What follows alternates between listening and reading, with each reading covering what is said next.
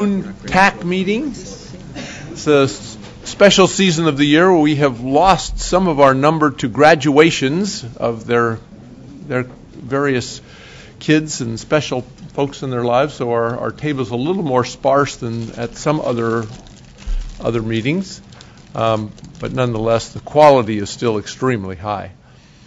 We do have a couple of others that I will note just so that they can be in your thoughts and prayers, and that's actually both Dale Hatfield and Dick Green. Their spouses are ailing today, so you can be thinking about them, since I know those are special people to many of you around the table. We're at the midway point of our annual cycle, so this is the time when our actionable recommendations begin to take form, and hopefully we're coming along that path. Having reviewed the presentations, as hopefully you all have, there's really a lot of meat to be covered today, so we'll look forward to that. And we have added to our agenda just slightly this extra half an hour so that we can accomplish our overall objective of giving adequate time for all the working groups and to display all the good work that has been done. So hopefully that will all work well. Any opening comments from you, designated federal officer Walter Johnston? Other than I've been participating in a number of the groups, I know everybody's working very hard. You're doing this on a voluntary basis, so I think the FCC really owes you a debt of thanks in terms of the contributions you've made. Thank you. Julie, you want to? Yeah, just a couple of words. You're keeping us pretty busy. So some of the major projects that we're working on here at the Commission really either stemmed from work out of the TAC or were nudged along by the TAC. So we're working this summer on what started here as the Spectrum Frontiers proceeding, and we're all very excited about moving forward on what some ended up, I thought inevitably would be called 5G. And 3.5 gigahertz, although that really had its spark out of the PCAST, there was a lot of turning that work into reality came from work in the TAC, including the recommendation to steer some things to a multi-stakeholder process, which was set up and has been going on in the private sector. We're still doing work on tech transitions. You've been doing great work on mobile device theft prevention. There's still some work that was done before that we're mulling over what to do with next steps. So just keep up the great work you've been doing, and I just want you to understand that it's not going into some file cabinet or bin someplace. These things are taken seriously, and when we talk about actionable recommendations, then the ball comes in our court, and to the extent we've got the bandwidth to move it, that's what we're trying to do. Thanks. Great, thank you, Julie, because it's obviously our goal is to keep Julie very, very busy. That's what we work. And David and others. So let's go around the table with very quick introductions and your name, rank, and serial in the way that we often do. But David, if you'd carry on. Name, rank, and serial number. That's prisoner of war discussion. I got to be careful. He's ex-military. Yes, I know. Don't make him nervous. No. Sorry. Try to recover. Sorry, Admiral Simpson. No. Dave Simpson, Chief of the Public Safety Homeland Security Bureau at the FCC. Jeff Forrester with Intel. Mark Richer, ATSC. John Chapin, Carnegie Mellon, here as a subject matter expert. AT&T. Tom McGarry, New Star. Romani Pendragon, Excel Communications. John Barnhill with Gin Band. Marvin Serbu, Carnegie Mellon University, serving as a special government employee. Len Merrill here representing NTCA. Kevin Sparks, Nokia. Adam Drobot, Open Tech Works. Lynn Claudy, National Association of Broadcasters. Greg Lappin, American Radio Relay League. Michael Zeitlin, Facebook. Steve Lanning, Viasat. Eric Ikuren with Ericsson. Lisa Guest, Juniper Networks. Farouk Khan, Fraser. Brian Markwalter, Consumer Technology Association. Michael Haas, sitting in for John Dobbins. Rangam Subramanian, NTIA. Mark Bayless, Visual Link. Marty Cooper, Dyna LLC. And this is Dennis Roberson from Illinois Institute of Technology, your friendly neighborhood chairman. Do we have members on the line? And do we have it open so that they can speak? Okay. So, anybody on the line? Any FCC TAC members on the line? Hey everyone, this is Jack Michalski from Qualcomm. Sorry I couldn't be there today. There's Jack. Yep, Jack, thank you. Anybody else?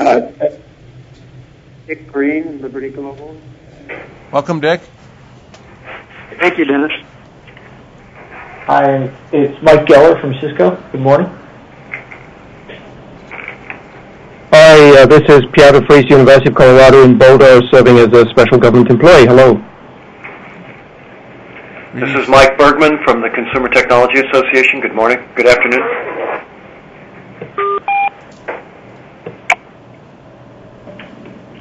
This is Russ Jurek with Cisco. Welcome.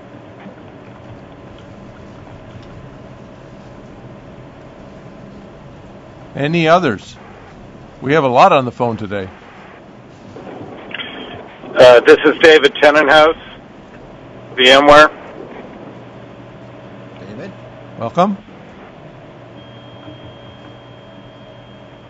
Any others?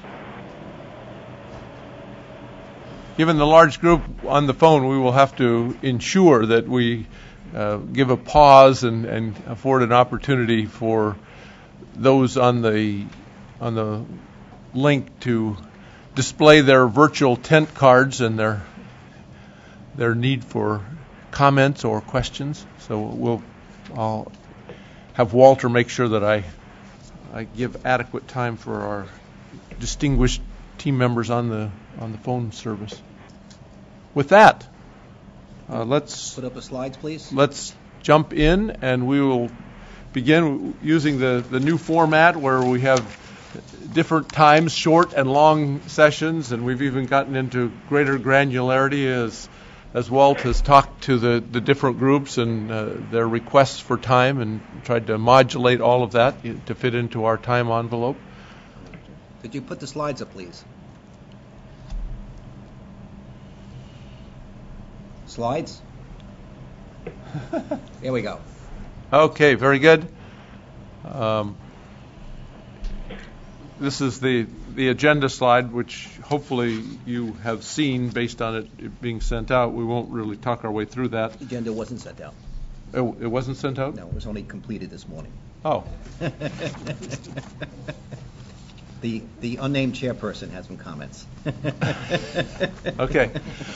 So we do have, as has become our habit, we do have the speakers lined up. So away we go, and we'll jump in first with the Mobile Device Theft Prevention Working Group. And Brian, take it away. Rob is unable to be here, so you've got the 100% responsibility. I've got the responsibility, but I don't have the... Oh, the clicker. Clicker. And don't throw it. Don't throw it.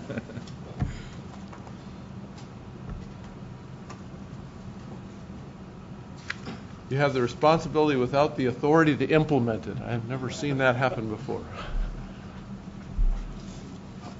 Nor the resources. I have the resources now. You have the so. resources and the responsibility. And the responsibility. So we'll move into the Mobile Device Theft Prevention Working Group report.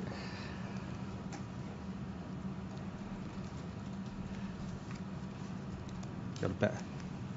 Here we go.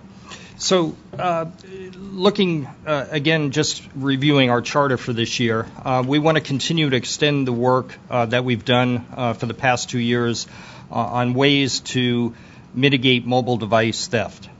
For 2016, we are looking at developing recommendations on next generation anti-theft procedures and features, looking at how the previous recommendations have taken a toll on device theft, looking at recommendations for improving consumer outreach efforts, We want to make it easier for law enforcement to access information on the device, such as the IMEI, so that they could more readily determine if devices are stolen when they become in the possession of law enforcement. And finally, examine the methods for carriers to provide more useful data related to device theft, and use that to help foster greater global effectiveness of proposed solutions. We won't go through the working group participant list. As you can see, it's quite large. We have quite a number of participants from different stakeholder groups that are helping us with this task and have been over the past couple of years. One of the first things we did this year was go through and try to prioritize the activities. There's still a lot of work to do in mobile device theft prevention. So we wanted to identify the tasks that we felt will have greatest impact on the mobile device theft prevention. So we surveyed the members of the working group and looked at a number of different potential topics for this year. And what we came up with are four top priorities that we're going to focus on at least initially. First is to set up the common framework for collection of centralized data through CTIA with input from other stakeholders, and analyze the data. And as part of this task, CTIA has two surveys out in the field, one looking at consumers on the effectiveness of theft prevention. The target is to get that data by the summer of 2016. And the other is an operator survey, which is currently underway to help aggregate information. They are also looking at a collection of data from law enforcement agencies to factor that in. Once this data becomes available from the CTIA, we'll be able to use it within our working group to analyze it and determine how the recommendations that we've put into place so far have affected mobile device theft prevention. We also are doing continued studies to determine whether the implementations that occurred in July of 2015 are having the desired effect on mobile device theft. We're in the process of trying to collect the data from law enforcement agencies to look at the statistics to see how theft has changed since those implementations have been put in place last year. We'll analyze that data, and then from that we can make further recommendations on what would need to be done. Addis and GSMA have standardized mechanisms for obtaining IMEIs off of disabled devices. Educational outreach would need to occur to the law enforcement agencies on how to use that mechanism. However, that needs to be delayed until there are devices in the field that utilize those mechanisms. And then finally, we're looking at a study to expand blacklisting to all U.S. carriers. We're working with the GSM Association and the CTIA to work with carriers in the region to encourage them to use the IMEI database, both to populate it with stolen devices, the IMEIs of stolen devices, as well as pulling down the data from the IMEI database to block those from use on their own networks. And we've had joint meetings between the CTIA and GSM Association to develop a plan for outreach to those carriers. The GSM Association published a report in April on stolen data sharing report, and this report describes the network operators participating in the exchange of data. It's taken from the GSMA IMEI database. It relates to operators with active live or test user accounts on the association's database. They also do maintain a global blacklist collected from the data provided by the contributing operators. This blacklist information is available on a 24/7 basis to the operators that have the connections to the database, and I'll make this report available to the TAC members. It has some useful information within it. I've got a couple of slides which show some of it, but just to give you some idea, in March 2016, there were 1,601,000 devices put on the GSMA database globally. 262,000, a little over 262,000 were from the U.S., or about 16% of them came from the U.S. If we look at a 24-month total from the statistics, about 21% of the devices on the database were from the U.S. There were about 33 million devices put on the database over the 24-month period. About 7 million came from the U.S.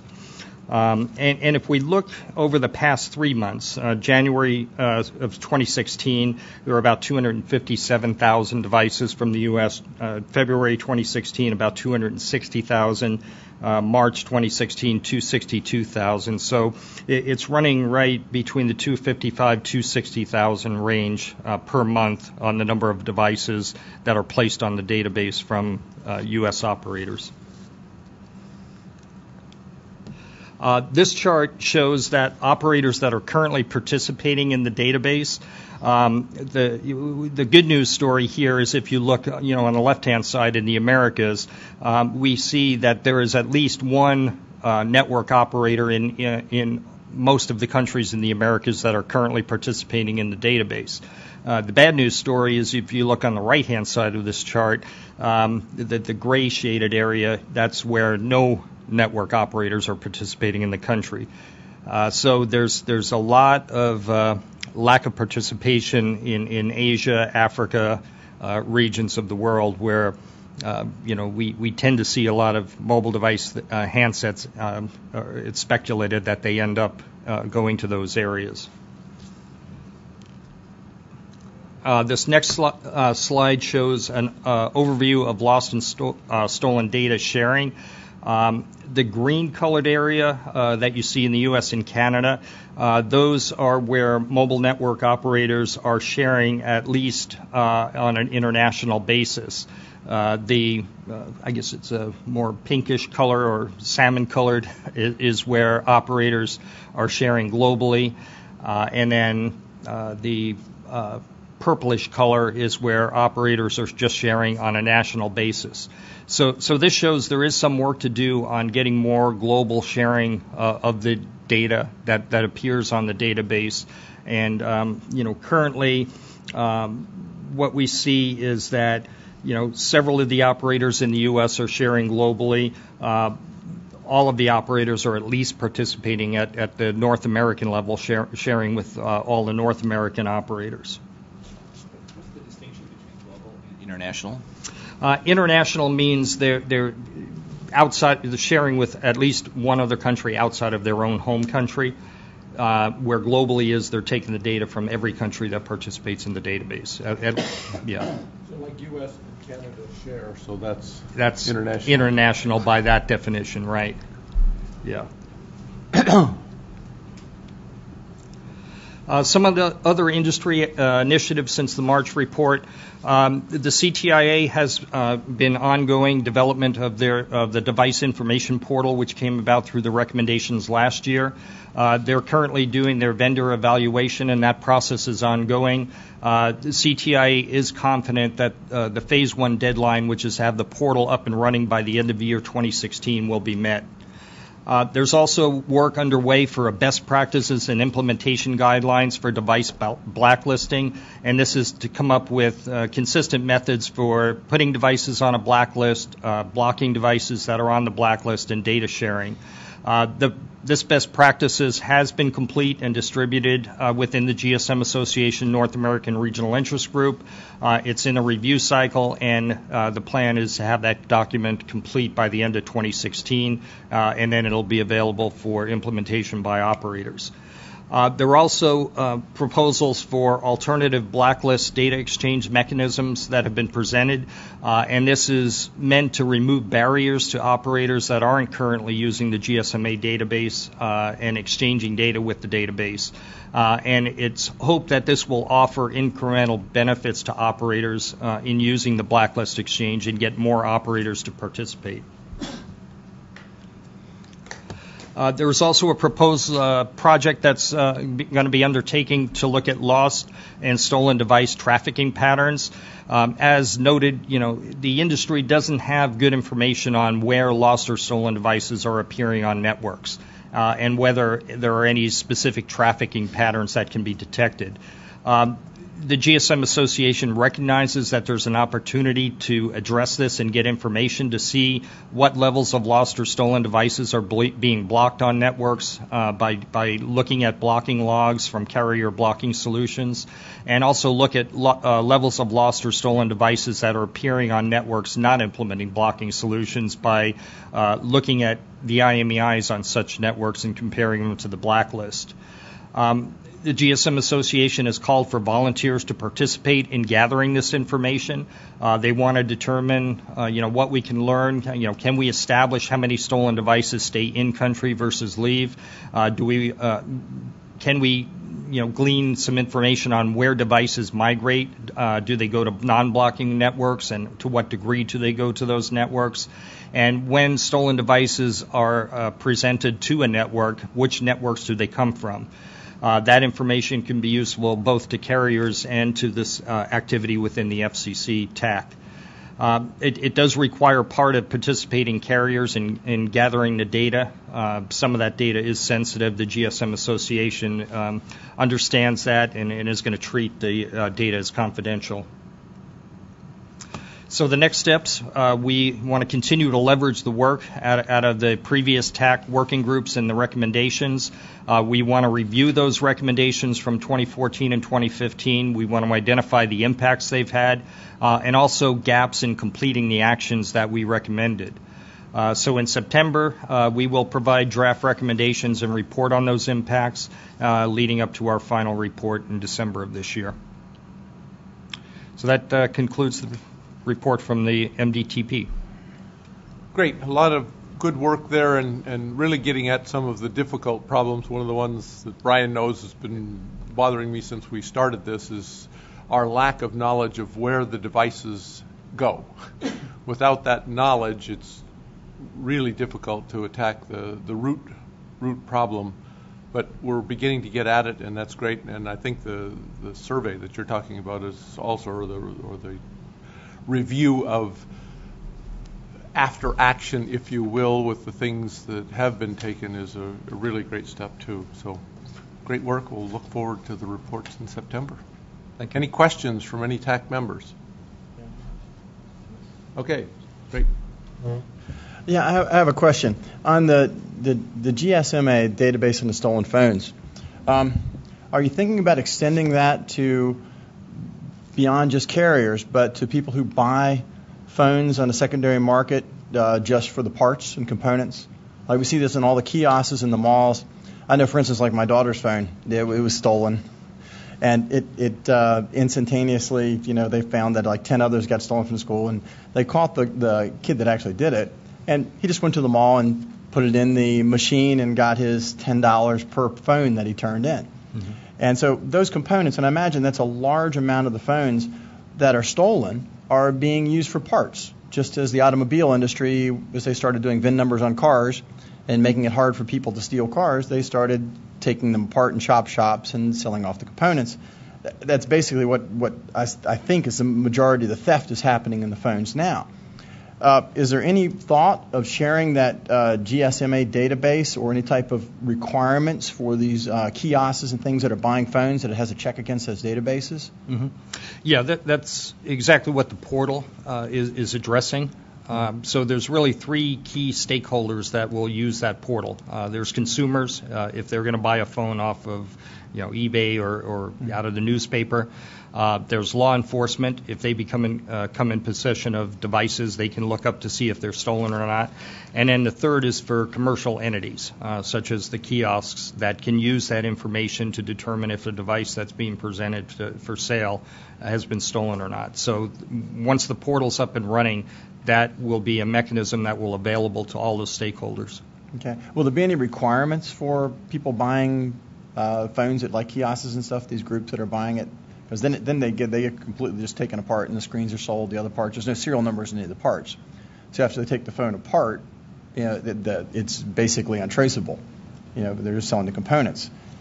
Is there any possible legislation or requirements that would force the vendors who are buying these phones to have to check this before they would be able to purchase? Yeah, there's nothing that has been recommended as a requirement other than the best practices at this point. I mean, it's certainly an ongoing task as this portal's developed. We need to look at all the use cases and put a further set of recommendations down around the use of the portal, and that's some of the discussion that's happening now between the GSMA and CTIA as well as within the TAC itself. Yeah. Okay. Thanks. Very good. Any questions on the phone lines? Oh, we've got one from David. Yeah. Just a quick question on the law enforcement engagement. Yep. Do you already have a point of contact from law enforcement that is speaking on behalf of law enforcement writ large to organize how they'd use the portal, or is that in the next steps? I think. Yeah, David, we've made contact.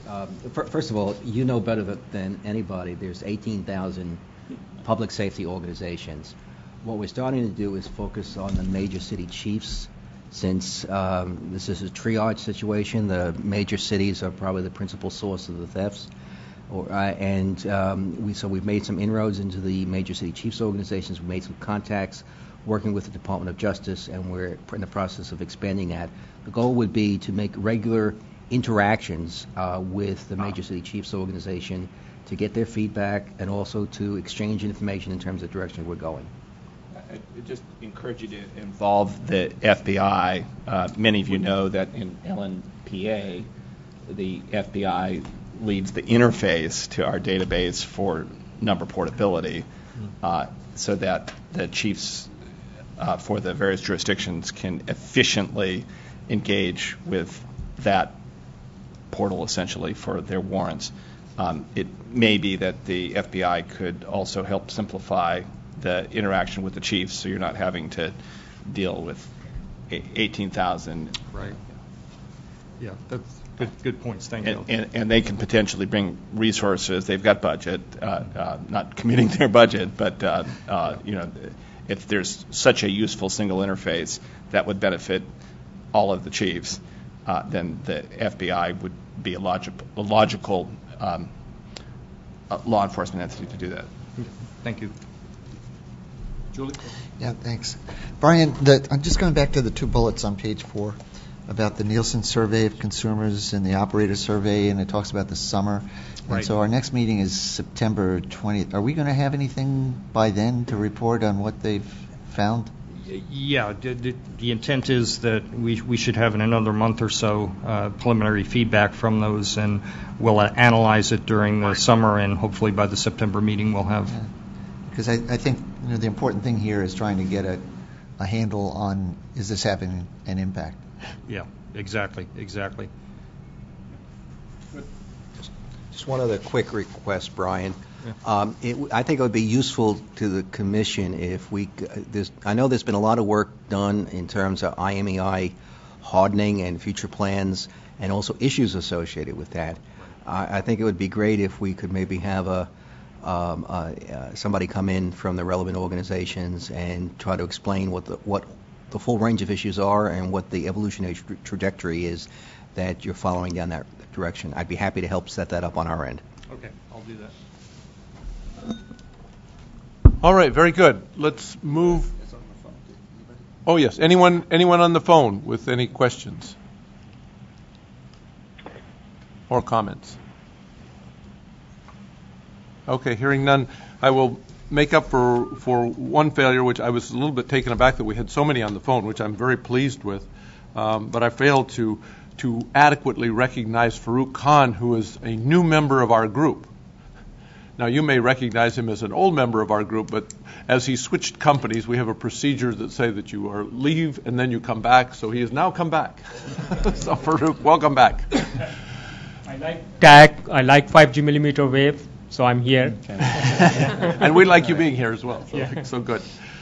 Having attended to my earlier failure, let's move into cybersecurity. Tom, you're on. Afternoon. I'm Tom McGarry, not Paul Steinberg. Paul and Shahid couldn't make it here, so we have actually a few people, a small army to fill their shoes. Ramani's going to cover SDN since he was the co-chair last year.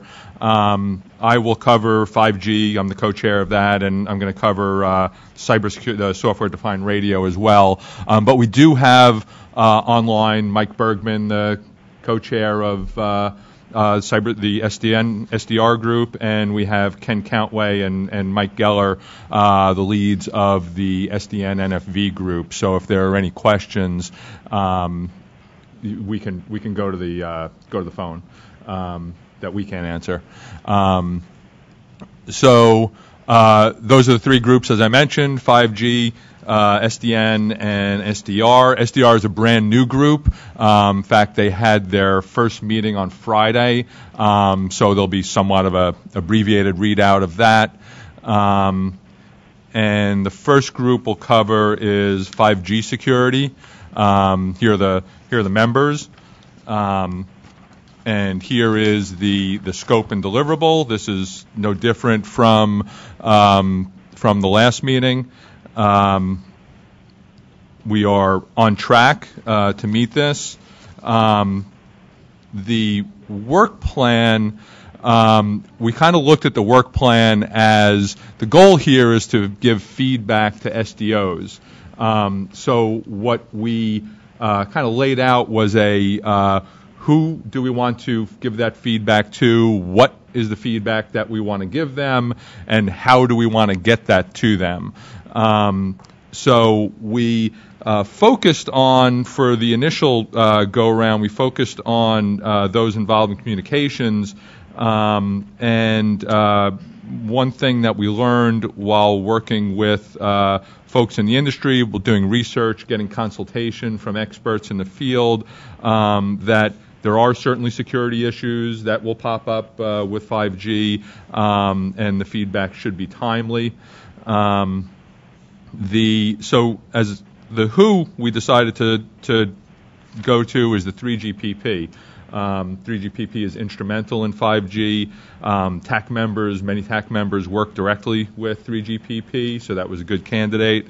The what, after doing our research and consulting, we came up with 6 items so far. By the way, this is all work in progress, so due to change. Denial of service, key management, identity management, encryption, protecting the control plane, and isolation mechanisms. These seem to be common themes when we look through issues about 5G. And then how are we going to get our feedback into 3GPP is through the ADIS PTSC committee. We would submit an FCC TAC paper to ADIS. We chose ADIS because many TAC members coordinate 3GPP input through ADIS already, and there are many members here who are members of ADIS. And equally as important, Martin Dolly, one of our contributors, more active contributors, is a chair at ADIS PTSC. And he, of course, is also a major contributor to 3GPP. So the schedule, because of this process of going through ADIS, it creates something that I think is somewhat unique in the way the TAC has worked here so far. The 3GPP SA3 study on architecture and security for next generation systems is targeted for completion in December 2016. This is the group that's going to study threats, requirements, and solutions for security. By the way, I want to point out, I know that's tight with the time frames that we have here, but work then goes, by the way, I hear that work is going a little slow there, that may be delayed, but even in the work then goes to the normative work, so there's still opportunity for us to get feedback in, if they finish their work and somehow there's a timing issue with the work we're doing here. But the 5G subcommittee has to provide a preliminary 3GPP recommendations to the TAC at the September TAC meeting. And the reason is that this then needs to be fed into ADIS, and ADIS will have their own input to it. They may further refine it, add to it, change it, and in which case we would, the members of the TAC who are members of ADIS, PTSC, will bring the contributions in there, we'll work them with the ADIS members, and then bring them back to the 5G subcommittee, and then we'll need to have the 5G subcommittee will have to provide its final recommendations to the TAC at the December TAC meeting. And then TAC member companies will have recommendations that are agreed to, that are agreed here, that are agreed to at ADIS, and we can bring them to 3GPP, the TAC members who are also members of 3GPP. The one thing I wanted to mention here, I'll get into, not in great detail, the current draft preliminary recommendations we have, but I wanted to talk about kind of the next steps. Next steps is really going to be for the committee to be working the recommendations, coming up with what those recommendations are, creating a document that puts context and describes why we're suggesting these recommendations. That would be a TAC document. And also, we want to address other SDOs. We focused on 3GPP initially, but we also want to think about what are the other SDOs that we could approach with this and put a work plan in place for that while we're doing that. So next 3 months are going to be very busy doing that. Here are the draft recommendations. I will tell you that they are draft. These are likely to change. There may be new ones. Some of these may leave. Some of them may be modified. But I wanted to show you that we have written down draft recommendations, so there's something to work with so far. As I mentioned earlier, there are a couple of recommendations under denial of service. Under key management, there are a handful of recommendations. On the next slide, identity management, there were a couple of areas there. Transitive trust and spoofing we kind of pulled out. Encryption has a couple of recommendations. Protecting the control plane, we have some recommendations there, and isolation mechanisms. Isolation mechanisms is actually not on our original list, but as we kept on going through, this kept on being something that came up again and again, so we added it to the list. That is the 5G security update. Any question? I'm sorry, do we want to take questions now on the 5G, or did you want to wait until we're all done with all three? It may be appropriate to do it at this point. I think that would be better. Yeah. And I'm shocked. I'm completely shocked that David actually has a question or a comment.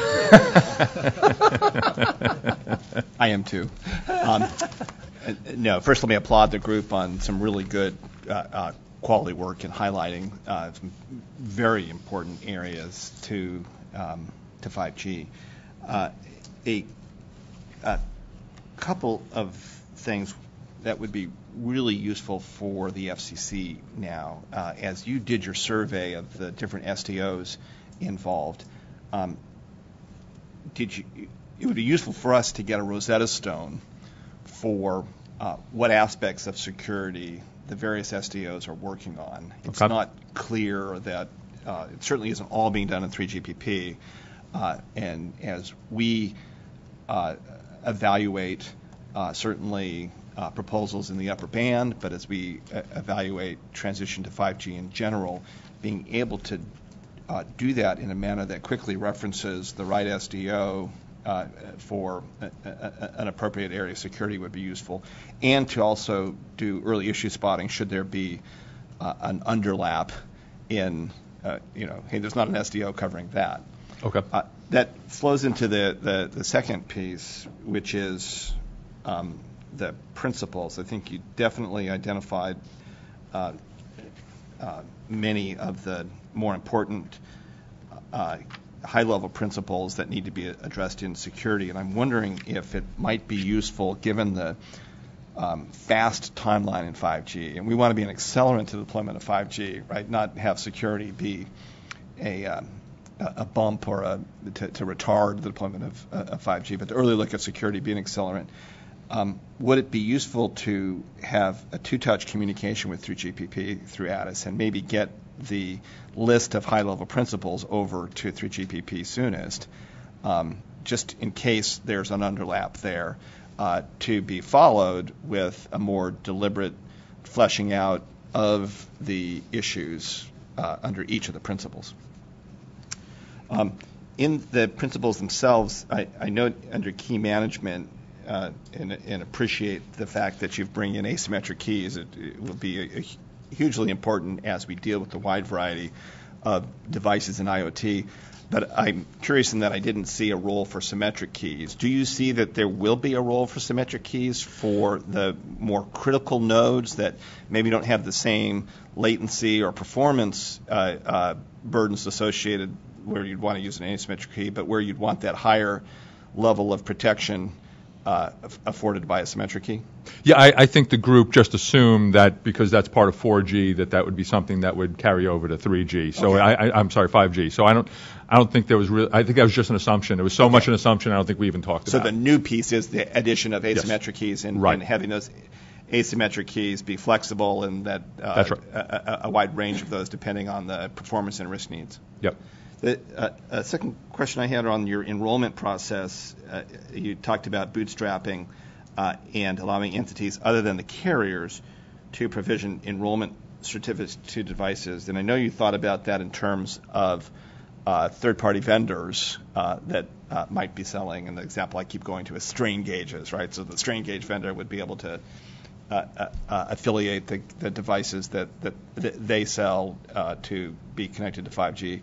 Do you see the potential for individual self-provisioning, that there'd be a category of devices where an individual would be able to self-provision and attest? We haven't gotten to that level of detail yet.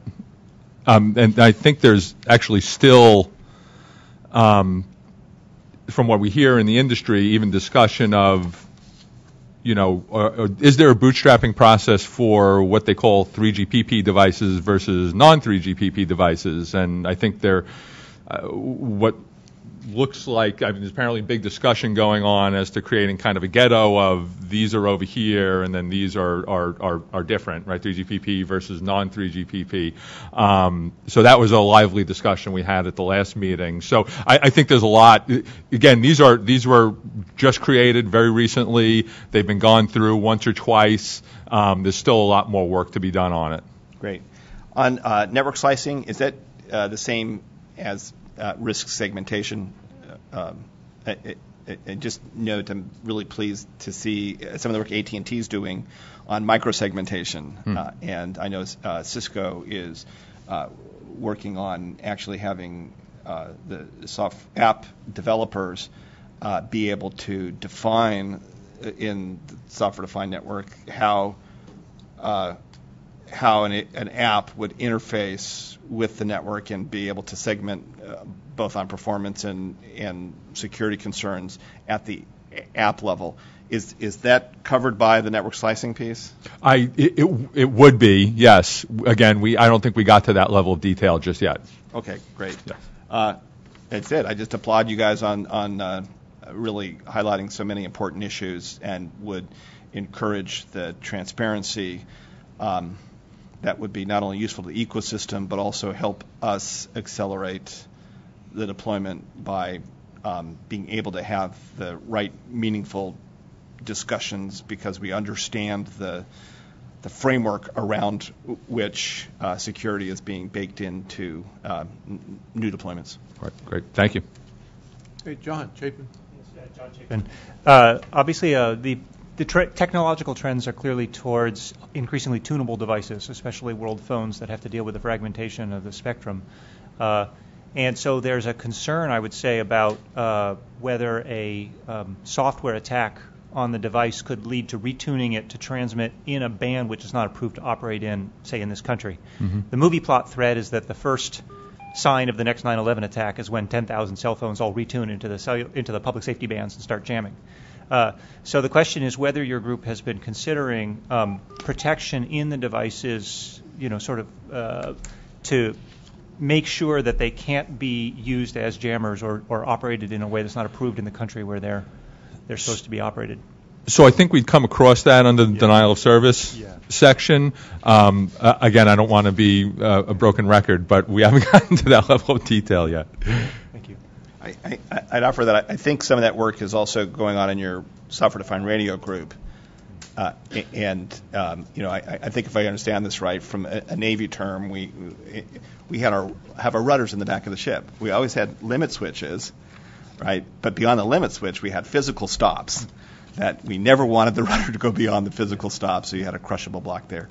That it may be that there be not only in software-defined radio software-defined limits, but there be certain physical limits where you just would not allow the excursion of a transmitter into a public safety band. Is that among the things that you're considering? Yes, except the problem is that given that public safety bands are different in different countries around the world, if we think about FirstNet being an example here where you might want to protect it in the U.S., but it's a perfectly normal operating band in other countries, you can't have a hardware limit. You start talking about firmware limits and crypto keys to determine which ones can be updated when. I mean, there's a whole lot of things they need to talk about. I just wanted to raise the issue about protection of other bands as being a critical one for the FCC to be interested in. Yeah. Great. Thank you. Thank you, John. Any questions or comments from those on the phone?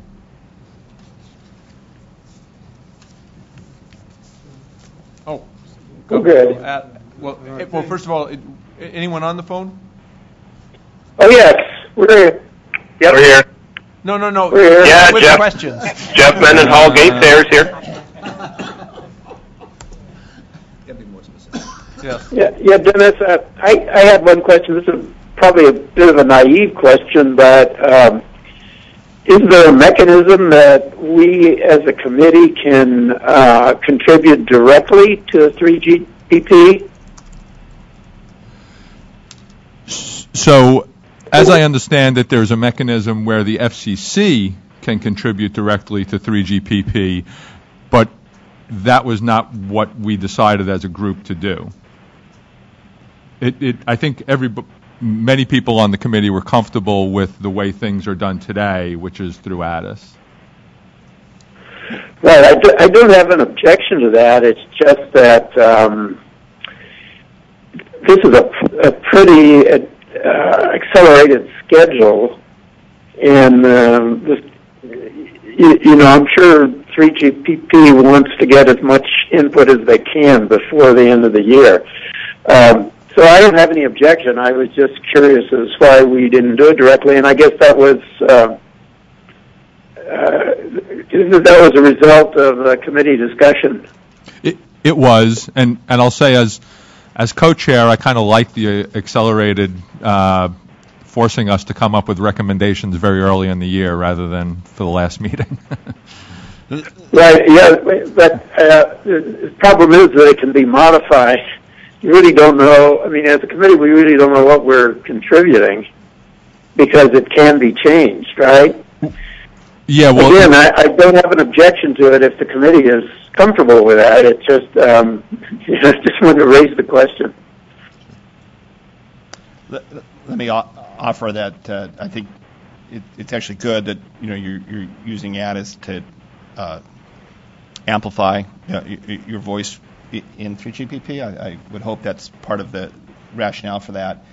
But that the FCC doesn't cede any of its independent authority to communicate directly with 3GPP. We have in the past, and in fact, 3GPP has asked for regional regulatory requirements that are related to the processing of personal data, security, and privacy. So your work will also influence our impression of the priorities of overlaps and underlaps in work in this regard.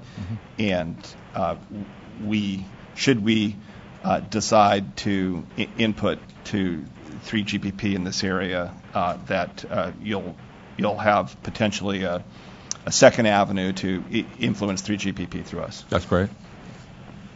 Very good. Very good. Thank you. Okay, one request for those on the phone, if you could identify yourself, I'll identify those in the room, but if you could identify yourselves, that would be really helpful. But Adam Drobot. I think the Admiral raised the question about self-provisioning devices being able to join. And, when I look at the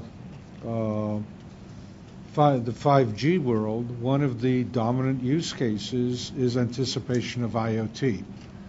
Okay, so I wonder, to what extent are you coordinating with other IoT bodies, which I think are on a collision course with where 3GPP is actually heading at this point? Yeah, I mean, the next, as I mentioned earlier, the next plan is start looking at other SDOs, and clearly IoT SDOs will be in there. We very much think about IoT. We in the committee almost view this as a continuation of last year's IoT work. So we very much think about this as an IoT play. So it's always on our mind. Yeah, I think that's one of the value propositions that I'm looking for in a Rosetta Stone on the various SDOs, because I think there is overlap. Sometimes overlap can be constructive to make sure you actually get real deep thought around a particular issue. Babble. But sometimes it can be destructive, right? Babble. So having such a Rosetta Stone on the SDOs that are generating standards in the security arena for 5G and IoT, it'd be really helpful. Yeah. Okay, very good. Any other questions or comments? Hearing none, let's move on to securing the software-defined network. And Romani, you're leading that. So as Tom explained, this sub-working group is led by Ken Countway from Comcast and Mike Geller from Cisco. They're not here, so I happen to be here, so I'm presenting it. Okay. The first slide, let's see. Working group, living sync. Okay. Yeah, so again, this year we have good representation from across the industry, vendors and service providers, some from last year's continuing, some are new members. So we're roughly about 10 from the industry, and Padma and Ahmed from FCC helping us out. So the next slide is really kind of the goal given to the sub-working group by FCC. Really, last year we did the research on industry, state of the industry, what are the challenges and opportunities. We identified many possible use cases, but this year is a little bit narrower, looking at what are the kind of dominant use cases and develop best common practices.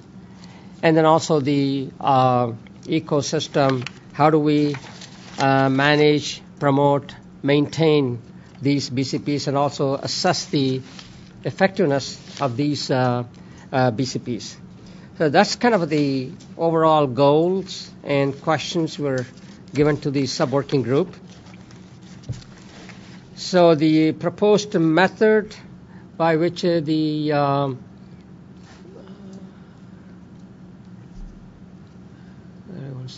okay. So use the leverage the work done last time and narrow down to what are the industry's kind of leading use cases. Build on last year's work to come up with BCPs. We do see the need to couple SDN and NFV, although they are a little bit disjoint, but nevertheless they are very much used in kind of combined situations. And like previous years, we will consult industry resources like vendors, service providers, communities, etc. And then also have guest speakers, SMEs from various sectors of the industry. As the key deliverables, we have I'll come to that. There's another chart, the last one. So progress so far. Yeah, we have finalized the team membership. The meetings are happening regularly, engaged. We had looked at the large selection of use cases and trying to come up with a subset of a little bit of dominant use cases. We developed the project plan, and we are starting to engage industry SMEs for their perspective on these issues. So at this time, dominant use cases, we are looking at it's kind of two major streams. The first one is more on the challenges side, and the second one is more on the opportunity side. The challenges side in the sense that what are the use cases, dominant use cases where the threat surface increases, and what are the best common practice we will want to develop and recommend to the industry in those cases where, because of the architecture of the SDN and FE, the threat surface increases. How do we close the gaps, etc.? So that's part of the first category. The second category is more how can SDN help in enhancing security, like DDoS mitigation, etc. So the first one is service provider SD-WAN. That is kind of an umbrella set of capabilities like service function chaining, virtual CPE, central control for programming the network. It's more from the service provider aspect. There are, of course, enterprise aspect of the SD-WAN, but right now focusing on more on the service provider aspect of the SD-WAN as a kind of an umbrella of use cases. And the second one was the DDoS mitigation. How do we enhance with SDN? So the plan is by now, by this meeting, as we mentioned earlier, we are coming to some sort of a subset of use cases, dominant use cases. Between now and September, after consulting industry and SMEs, we plan to develop draft best common practices. And the last part of that study will be for how do we maintain this BCP, who and how it will be maintained, and how do we promote this BCP for adoption by the industry, and also how do we assess the effectiveness of these BCPs. And that will be the deliverable for the December meeting. And that's about all I have to present. But Mike and Ken should be on the bridge to answer any questions, etc. Questions? Adam, is this from? Okay. Rangaman? Hi, this is Rangam from NTA. I see the dominant use cases itself being good in terms of what kind of application scenarios. But what kind of cyber-related questions that you are really thinking about? Maybe you can pick one of them and explain it. If such a discussion has happened, what do you think are the real cyber issues that you're trying to discuss or work on? Can you hear me? Question is, double-click basically. What are the real issues that you are working on? What are the real issues on cybersecurity issues in the use of the SDN and NFV? One fundamental attribute of the SDN is the separation of the control plane and data plane. And the control plane, even if it's logically distributed, etc., and with all the northbound API, southbound API, there are multiple areas that attack can happen. That's one area.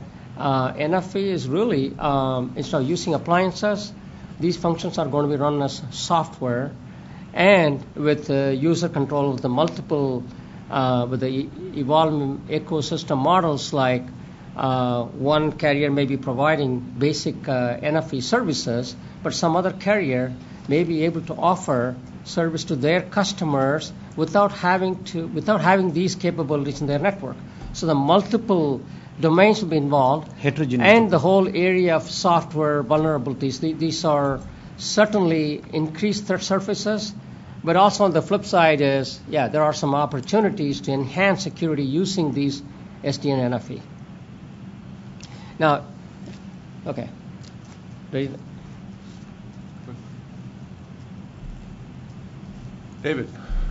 Simpson. Yes.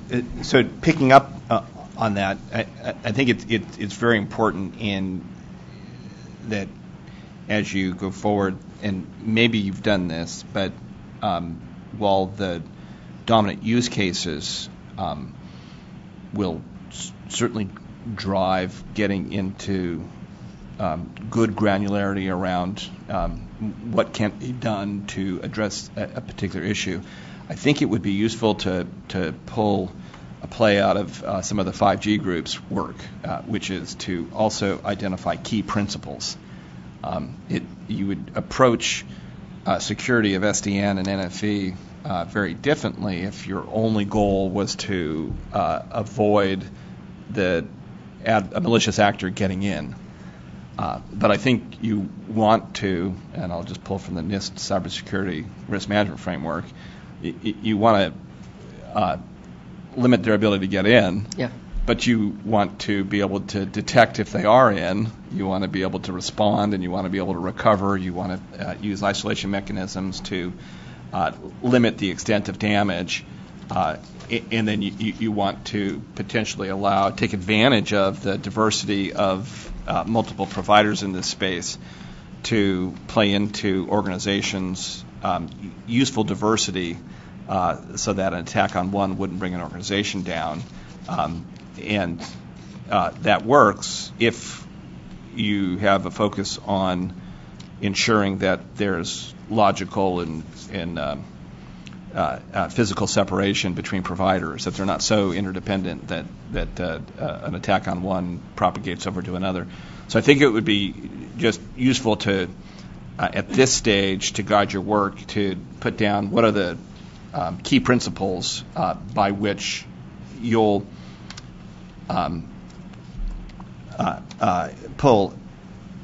create attribute goals within each of the dominant use cases.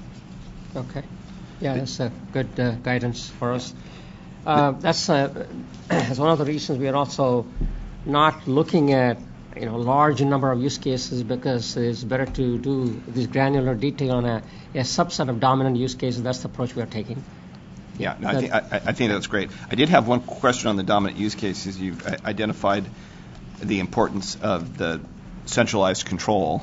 And before Tuesday, when I was out at the TIA conference in Dallas, that's where my head was. But then when I heard Cisco's presentation on the empowerment of apps to define their control within the segmentation of IoT fabric, or within SDN, it hit me that there is not only a centralized problem. We want to make sure that we're protecting the ability of the centralized operator with getting out to the elements that they need to control.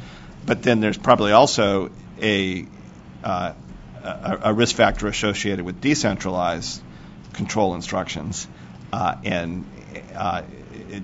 do we need from the beginning to establish a hierarchy of, well, centralized will always trump the decentralized, but how do we keep decentralized from creating havoc until that point where centralized comes in and establishes that override? Yeah. Okay. Very good. Thank you. All right. Any questions or comments from those on in the ether?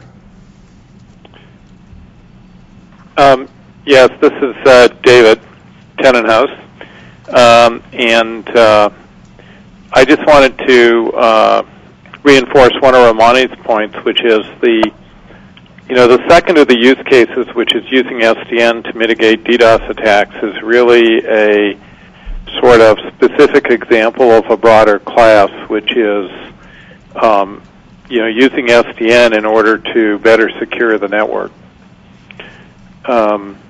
So there's mitigate DDoS, and there's various other things that one can do in terms of microsegmentation, et cetera.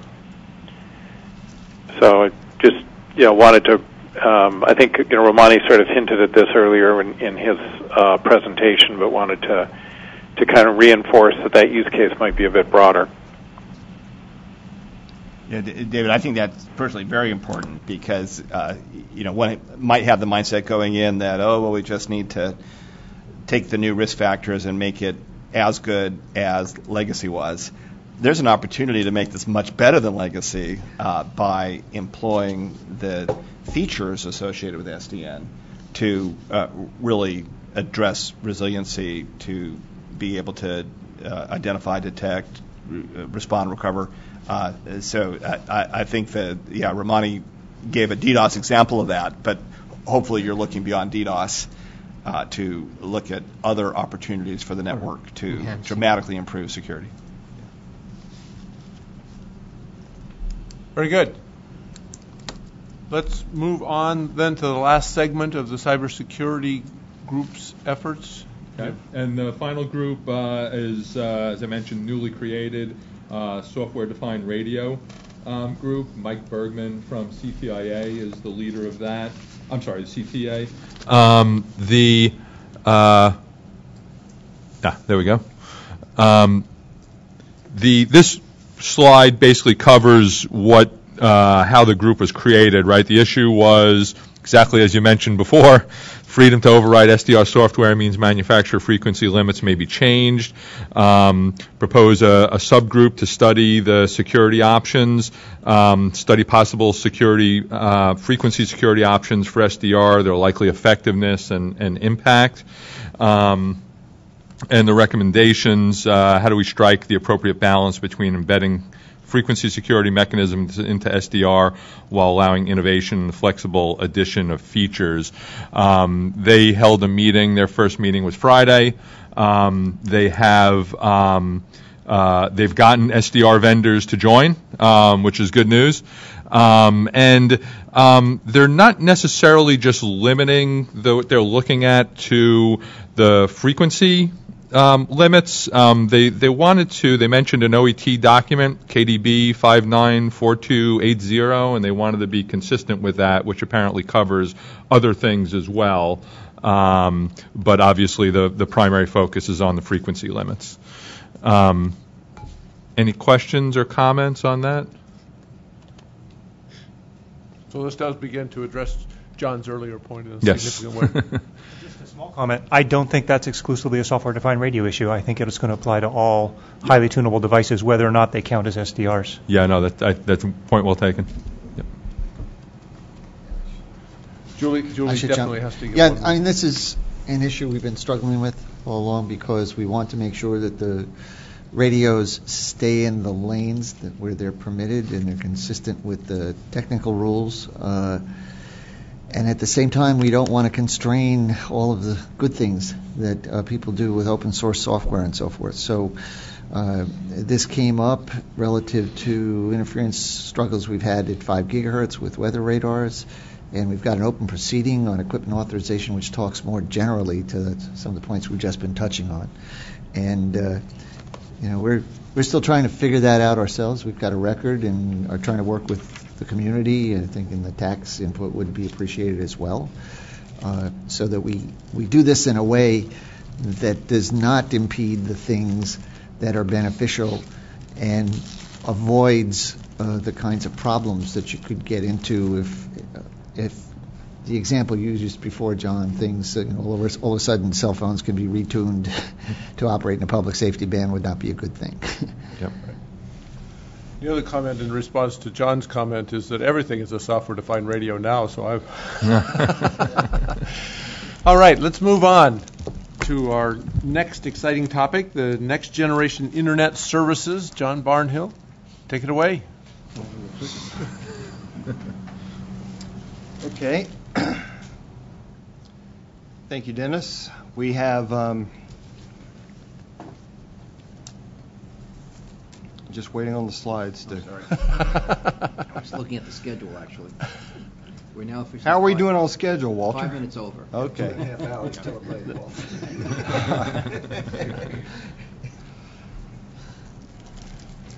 What Walter's checking is whether we should add yet another half an hour to our meeting. Please carry on. We'll just start all day. All right. So we'd like to start by acknowledging everyone who has participated in the work group today. Russ and I are particularly wanting to acknowledge the work that's been done by Lynn Merrill, who has chaired our sub-working group on the in-home networks, and to my immediate right, Marvin Sirbu, who has chaired the CDN analysis that's been done in the working group so far this year. And thirdly, we've added a participant this year, Al Morton, who actually is from AT&T and reports to Brian.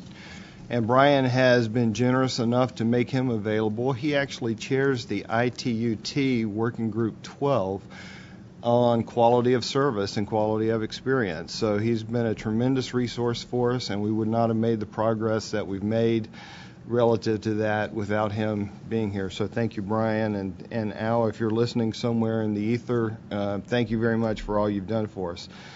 That takes us to our charter. We're continuing to make progress against the work as chartered, no change to that. And just as a quick reminder, where we'd gotten to last year was this idea that the Internet may need to transition from what has been a best effort series of services and applications to a quality of service and a quality of experience enabled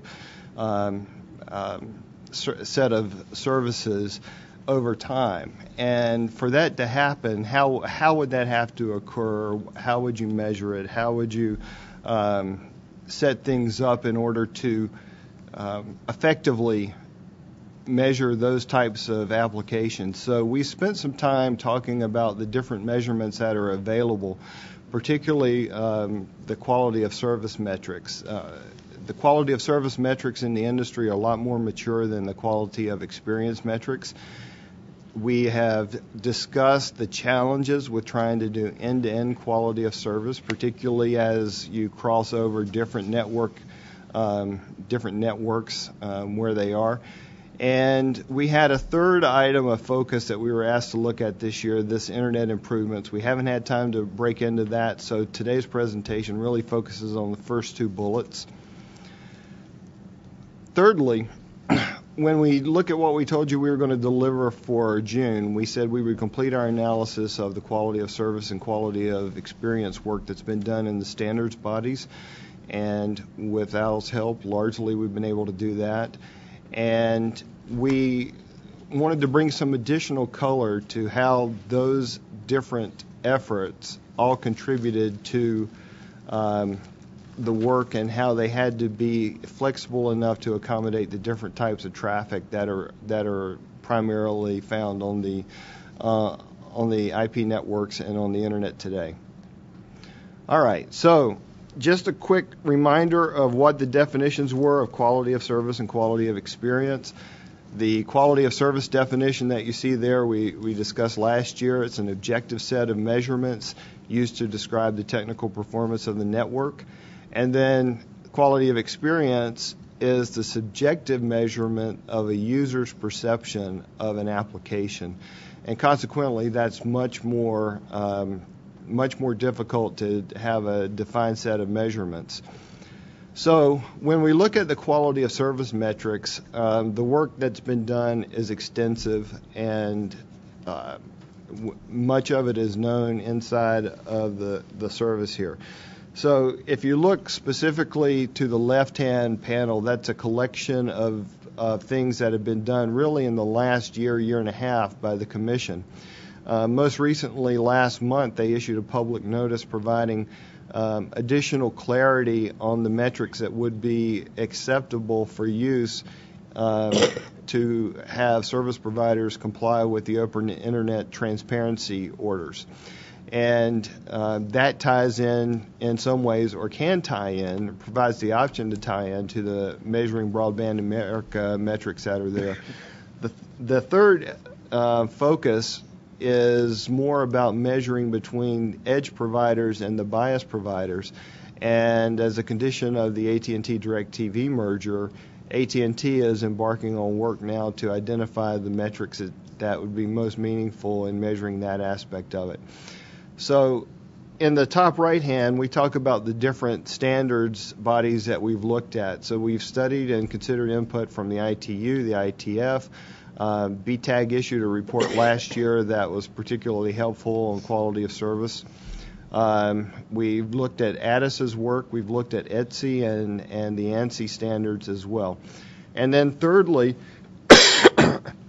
excuse me, we've invited different academic researchers and other private companies who are studying how to measure quality of service and quality of experience to provide us information. So there's been a significant focus on the infrastructure metrics, and I think there's little for us to add there, except as they get updated. The human factors definitely needs a lot more work inside the industry. So the current slide that's up here is actually from an ETSI presentation where they had gone through and started to define how to differentiate the measurements that are currently being taken, whether QoS or QoE. And we had agreed with the larger TAC to provide a view of what those standards would look like. And some of the factors to consider are whether it's a real-time or a non-real-time service, and whether it's person-to-person communication or whether it's person-to-machine communication. And the standards for each have to vary, or it's a much lower bar to deliver a reasonable service for a non-real-time service than it is for a real-time service. And we talk about some of that. And so here's an example. ETSI had done some work, and I just used them because they had it in a nice table format, on each of the various services and service categories, whether it was real-time or non-real-time, and listed the delay measurements that would be tolerable for each of the different solutions. And I've included in the main body just a tunnel into the video presentation, because that's one of the areas that we know takes the most bandwidth. But in the backup, we've got the complete table by service of each of the different service types and the allowable delay measurements. And that was one of our actions from last meeting, so we consider that one complete. But as you look at this, you see that the work they're doing is pointing back to different standard bodies. So it's a well-defined body of work. It's understood, and things that are being enhanced now are more related to quality of experience. So where we are today is we believe there's a good coverage of the fundamental metrics that deal with the infrastructure, the packet transfer. Those are the delay measurements, the packet loss, the reordering, the duplication, that type of thing. We think and we know that more metrics need to be developed and are under development on a variety of topics. A lot of the metrics, for example, provide several options for how you measure it and count it. Well, that makes it difficult to do apples-to-apples comparisons between networks. So one of the work items that's going on is to see how to actually tighten up existing measurements to make comparisons easier. Then, secondly, service availability we're going to call out here, because Walter specifically brought that up as an area of concern to the Commission. And how do you measure availability? And so since we had the benefit of Al here, he was able to take us. So we're going to do a tunnel into that one area on this slide. And then thirdly, the number of measurement methodologies are growing for both active and passive traffic measurement, and all types in between. So when you begin to look at some of the different measurements that are being analyzed, I've got two slides here showing the work that's being done right now in the IETF and the ITU on the infrastructure measurements. And you see I've got availability called out, and that's the one we're going to do a separate tunnel into. And then this is the second page. They're here for information. We're not going to present any of these in detail. All right, so let's look at service availability. So Walter had raised this issue for us and said that the Commission is looking for additional clarity around availability. And Al Morton provided this slide, which is really divided up into sort of the north side of the slide is about the current methodology, and the lower part of the slide, or the southern side of the slide, is more focused on some things that they're doing going forward. So in the model that we've come from, where the always-on model, you basically were measuring very simply how many packets are being lost over a given period of time. And to standardize that, they're proposing that period of time be over any given 60-second interval. Losing more than 20% of your packets constitutes the transition to being unavailable. And so that's a fairly simple definition, but it's not reflective of a lot of the new types of services that aren't always on, where you actually have to do some sort of an on-demand type service. So the bubble slide you see there is basically you're either unavailable or you're not. And that's covered by the ITU spec mentioned there, 1540. Where it's heading is the metrics for on-demand service activation below that you see here. Deal with three major factors and a more infrastructure metrics than have been traditionally used, and that is the sub-IP or link layer connections. How long does that take? That's how the speed measurement is derived. And if a certain measurement is defined for time and it doesn't connect in that amount of time, the speed becomes a ratio of the total number of attempts to the number of successful connections and how long they take. Then second, accuracy. There is the rare occasion in which you get connected to the place you were not trying to attend, and those are considered failures, of course. And then finally, once you get those all connected, you are at a point where you're able to measure the dependability of the connection, which is factoring out any failures that have occurred in the previous two steps. So Al provided this updated definition of quality of experience, and he describes it simply as the degree of delight or annoyance of a user with an application or service, and that's where that's heading.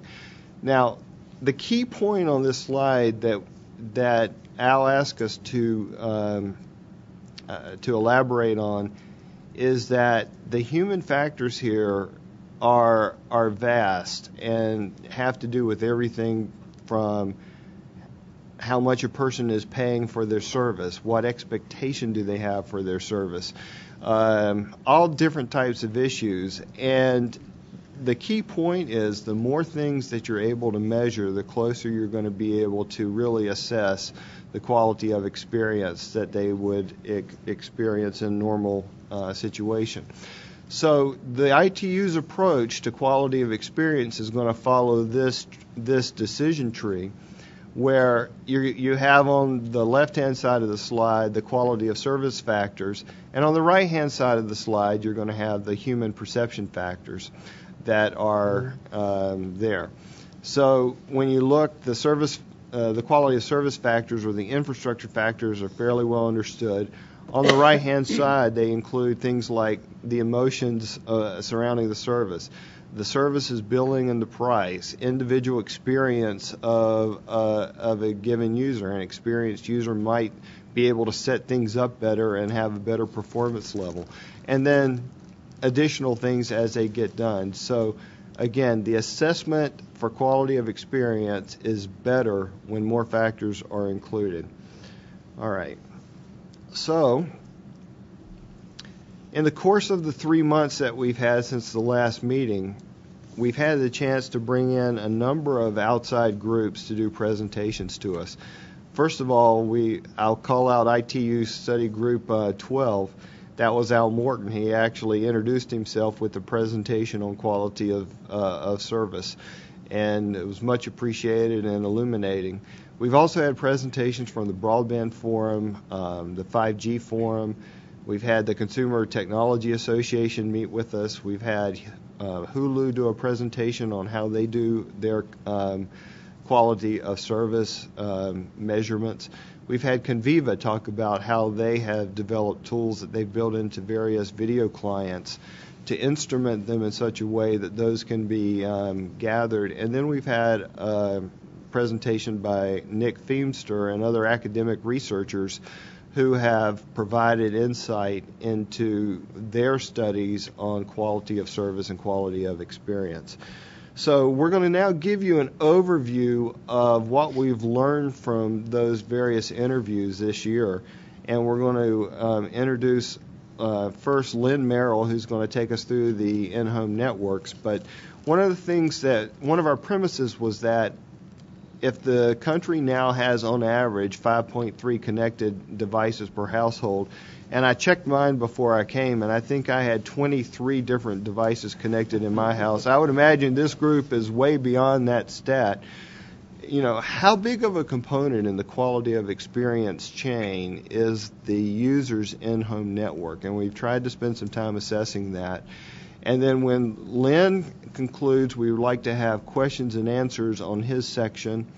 And then we'll hand it over to Marvin, who will talk to us about the CDN and different methodologies that are being done there. So, Lynn, I'm going to pass you the clicker. All right. Okay, John. Thank you. Our subgroup is made up Brian Markwalter, Milo, and then also John, Russ, and Marvin have helped quite a bit as far as on putting this together, and then Walter and Alex have both provided a lot of information as far as going forward with it too. One of the things is when you think of quality of service and quality of experience, it's not just dependent on what happens as far as outside the home, but also what goes on inside the home clear to the end device. Probably a better way to go ahead and say this is modern service delivery dependent on the quality of in-home network capabilities.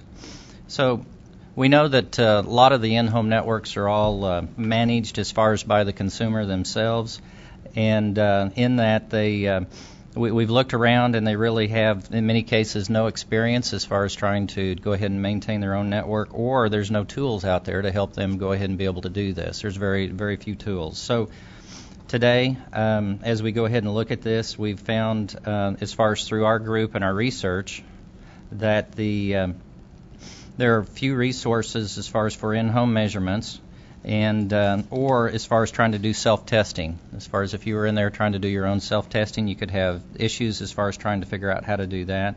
The FCC at this point in time has been at the position where they really don't have access as far as to measurements beyond the residential gateway.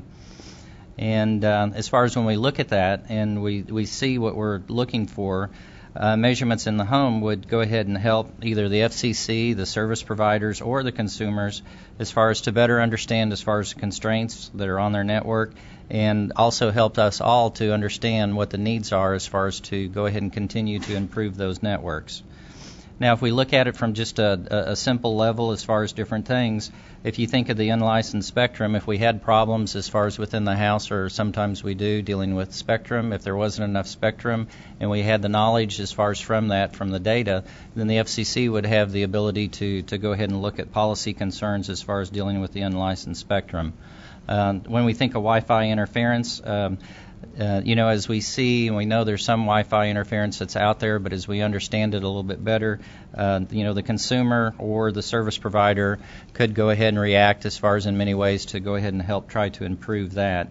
We always know that the impact as far as, we know that there's an impact as far as due to the number of devices or legacy equipment that's out there, depending on how old the device is, as far as what speed can go ahead and travel through it. But it would be nice as far as for the consumer itself and the service provider to be able to see that, to go ahead and try to help mitigate issues with that. If we have the data to look as far as see where we are and what we can expect to see as far as going forward, then obviously where the in-home requirements are going would allow, as far as for us, as far as when we see the evolution of services, to better go ahead and figure out future policy needs as far as when you consider what the FCC should be doing in that respect. And then obviously, if there's any capability or any respect as far as being able to go ahead and reduce cases of trouble, then obviously that saves dollars. It's beneficial both to the customer and also to the service providers. Now, from our meetings that we had, the first one we were able to get an invite as far as to the Consumer Technology Association, and this was with their R7 home networking working group. And the items that we kind of covered as far as in general, but we felt were important to them as well as us, is being able to determine the service targets.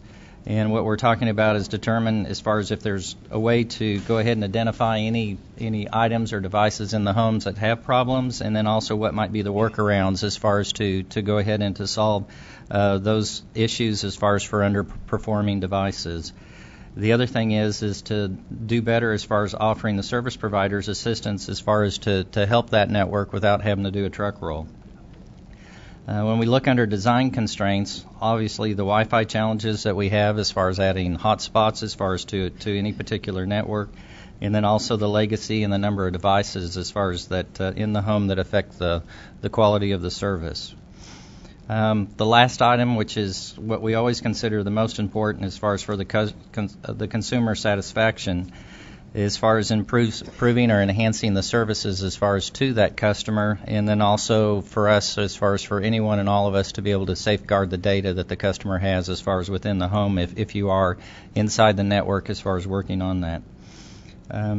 Key items that we had asked as far as for the R7 group to go ahead and help us with, and some of those they have responded to, and others they're still working on as far as in their group is first one, what were manufacturers doing to perform measurements? That was one that they were kind of chewing on as far as internally, and we hope to have some answers back. We'd asked them as far as dealing with the common set of metrics that are being used as far as to measure QoS and QoE. They were immediately able to go ahead and come back to us and say yes, that they're looking at the broadband forum as far as TR 069 and TR 303. Other responses as far as that we had as far as in the in-home devices, as far as we'd asked them as far as are they using open source or proprietary software for measurements. They will be responding as far as on those as well. The impacts as far as for CTA's members as far as to implement the model and be able to collect the data if one was put together. Obviously from a group as far as when you look at manufacturers, software manufacturers, when unit quantity is the key to everything, they're concerned as far as any increased costs that might come about as far as producing this product. And then also, again, the data privacy as far as an issue as far as dealing with collecting data or seeing data as far as within the home. We did ask as if anyone had willingness to go ahead and share any of their experience or generic data, and we've been getting responses back as far as dealing with that. For some of them, it's very difficult to go ahead and be able to break down what's their proprietary information from something that they can generally go ahead and provide. They're still working on that in many cases, but I assume that if we get something that would be a jewel to have, I'm not sure that we'll get that data as far as for us to be able to release here. From the Broadband Forum, we had our next call as far as dealing with them. They had gone ahead and given us a tutorial as far as dealing with the TR069. What the TR69 does is it deals with the communication as far as from the gateway, for the service provider to the gateway, and then also from the service provider's gateway as far as into the home as far as being able to look into there. The next item that they added was the TR304, which is a newer TR that they put out. And this deals with the measurement and collection as far as data, which they list as far as throughput, delay, and availability. But when we go ahead and look at these items that they do have in here, it doesn't quite match what we're trying to cover as far as in our entire list as far as that the commission's driven matrix as far as that they have as far as what we're looking for. So we'll work a little bit more with the Broadband Forum to see if there's anything they can do to continue to add more information as we go forward in their future releases as far as for TR304. The Broadband Forum does continually want to work with us. They do mention that they have many ongoing works in several areas. They do want to continue as far as on quality of experience as far as with us. They said they would be open as far as SDN or NFV, and then also on the IoT side. So I expect us to have several more calls working with them as far as throughout the summer and maybe in the fall to help develop more information to bring back. We are as far as in contact as far as with the other standards bodies as far as just on the in-home data collection side. And I know Al and Marvin have been doing a lot to go ahead and collect some of this data, and we'll be using that as we're going forward, and also breaking it down as far as what we can see or expect to have as far as in the home. Now, we are looking at as far as getting other information that we can as far as for anyone that's collecting data or techniques as far as within the home, whether it be a service provider, software providers, content providers. We have others that are out here that we could go, that we're trying to go ahead and get scheduled meetings with or to work with. And what we're looking for is those folks that see an impact with their software that they have internally or that they measure as far as to go ahead and see any sort of quality of service or quality experience as far as across their devices as far as in the home, and see if there's some items or some information there that we can jointly use as far as to bring out to the public to be made better aware as far as for in-home networks.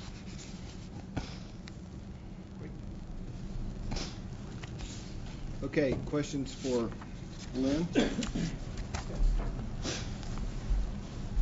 Good. Hi there. Nice, great presentation there, Lynn. From a data perspective, you may want to look at a company called Meraki, which is now owned by Cisco. So they manage these Wi-Fi networks, over the cloud, and they offer a number of different tools that provide the visibility and other data points you want to know about your network inside the house. So that's one place you may want to take a look at. All right. I can alternately provide you that data. Sure. I have that at home. That would be great. We'll take that, and I've heard just a couple others as far as things to go ahead and look at just in the last day or two as far as from other folks that are out there that have different type of Wi-Fi networks that collect data, and then you can look at it on an app, and it goes ahead and displays what you see in the different directions and those type of items, which we're definitely looking into as well. Yeah, and the other suggestion is, and this is more around IoT, Amazon recently came up with the AWS IoT button. It's called the button. I don't know if anybody from Amazon is here, but that's a very interesting development, I think, and I think obviously it will branch out more than just being a button. It'll be a sort of platform for other things. So that is something you may want to look into. It's more oriented towards consumer use cases inside the house, and so if you're looking into in-house networks, and that could be a really interesting place to explore. All right, thank you. Any questions or comments on the line? Yeah, good idea there, Shahid. This is Russ Jurek, and work very closely with Meraki at Cisco. Lynn, we can have a discussion. The real reason we didn't even look at something like Meraki, we were really focused on the consumer side here, and Meraki's an enterprise play, so it depends on how wide we want to take this. But, of course, there is some good data from the access points with Meraki. Okay. Anything else on the line? Yeah. And now I was purposely letting you be last, Julie. It's terrific, because I think trying to get some insight into what's going on in the home, and also it seems like every new device I bring into the house has got connectivity, so it's not just what it is now, but what happens down the road as I'm bringing more and more things in to going to try to feed video. I'd just be a little careful, and I think this is a challenge in trying to assess it, because if you just get the raw data but you don't know what it is that they're using, are they using an old router, or are they using a router that's only 2.4 or it's 2 and 4 and 5 but it's switchable, or it's 5 and only a couple of the 5 bands, and that's the part of the question here is that we just don't leap from while we're seeing congestion, that means we need more spectrum, to things like we need to increase awareness about the things, you've got an older unit, maybe you should be looking at buying an AC unit and things like that. So, but it's great work. I just think you got to be careful about how you analyze it. Yeah, so that was one of the things we were trying to do, is to if there was an availability or apps or through SNNP or something where you can go ahead and see this, to be able to have the consumer see, here's your actual piece that's blocking, and then once you know the piece or the pieces that are causing, then if there's a way to go ahead and define it as far as deeper, as far as like you're saying, as far as what is the root cause, and is this something that's this unit is not doing, or that the unit is capable of being able to go ahead and perform. So agree. Good. Great. Marvin, you are up. Okay. Before we move on, I wanted to make one comment, and that is that we were talking to the consumer electronics people about the idea that a home router box could embody the same kind of standard software that the white boxes used for MBA embody, so that every router becomes potentially a measurement point against the Measuring Broadband America servers, but also that it might provide a service functionality, so that if you had a client in the device, similar to the clients that the FCC is distributing to phones, you could measure the performance of the in-home network from the client to the box, acting as a server and sitting adjacent to the modem, and therefore giving you the entire in-home network. With slides? Where are we with slides here? Right here. Okay, so in terms of content delivery networks, the issue, I don't know where I'm supposed to point this to. You need an Amazon. There we go. All right. So the Measuring Broadband America program measures from these white boxes in the home two measuring points, which are typically in backbone networks. That means it's not measuring the in-home network at all. It is measuring both the broadband internet access service and an interconnection point, because the measuring servers are not necessarily in the BIOS network. But a majority of content today, particularly video, is delivered from CDNs, and in many cases the CDNs are directly attached to the BIOS network, and indeed deep within the BIOS network, close to the end user. So in order to understand user quality of experience, we need to monitor performance from the CDN to the consumer, and think about how we could get a better picture of that, something that the current Measuring Broadband America doesn't cover. The kinds of quality metrics that are important, particularly for the video, which constitutes the bulk of the traffic from CDNs, are things like startup latency and launching a video, the average bit rate of the video, often available at different resolutions, the frequency of rebuffering events, and also the length of those buffering events, so the ratio of total buffering time to playing plus buffering. And these metrics are obviously highly interdependent. You try and transmit at a higher bit rate, you're likely to get more rebuffering events. And altogether, these elemental metrics combine to affect what might be called the user's quality of experience, which we might measure by, say, the user's engagement with the video. How long does he continue to watch it? Because if it rebuffers too often, the user is going to abandon it. And that, but it's a combination of the rebuffering and the video quality or resolution that may lead to staying with the video or not staying with it. And so all of these elemental metrics go into affecting engagement, which is a proxy for quality of experience. Some publishers, such as Hulu, and some third parties, such as Conviva, are engaged in the collection of extensive data on video quality and performance. Typically, what they instrument the video player in the end user device. And we're talking about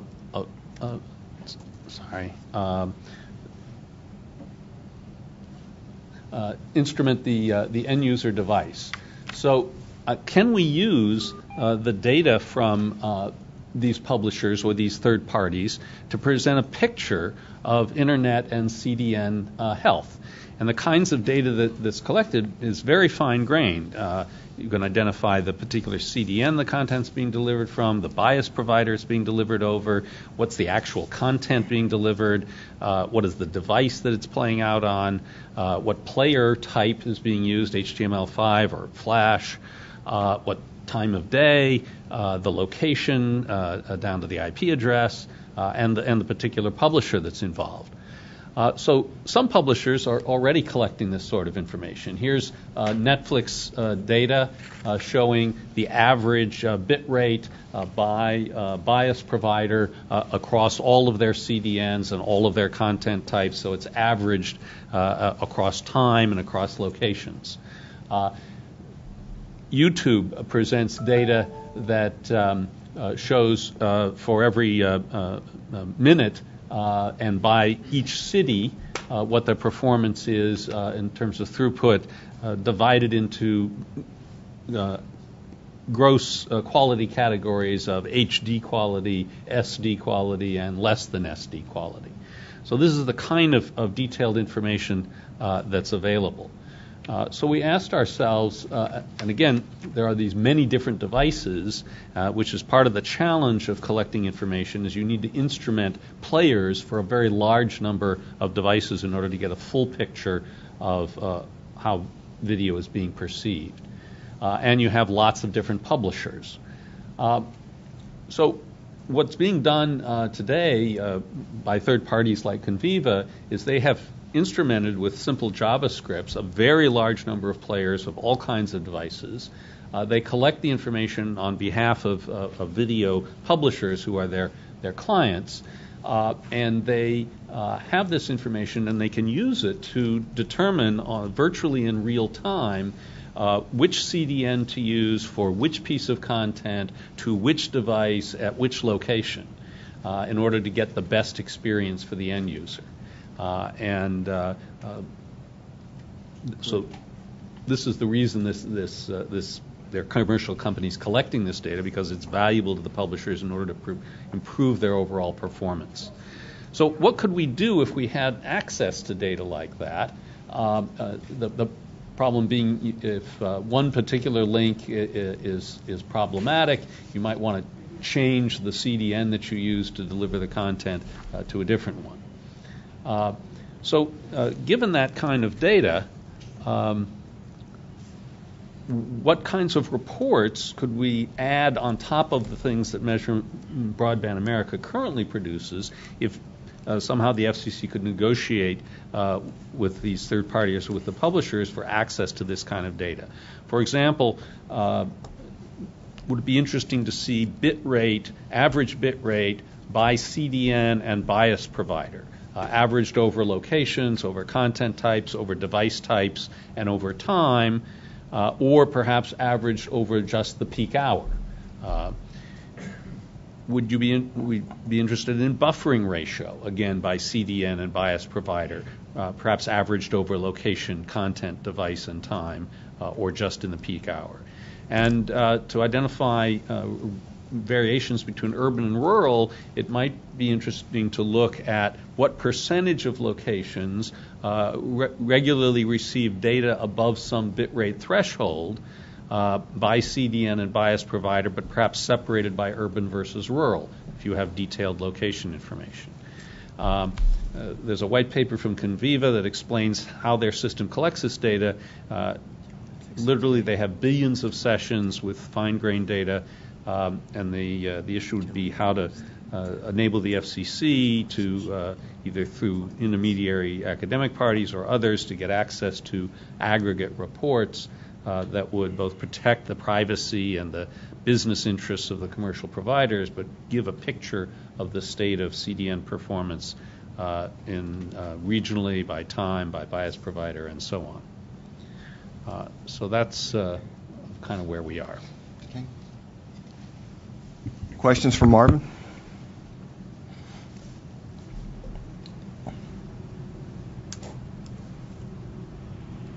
Questions on the line?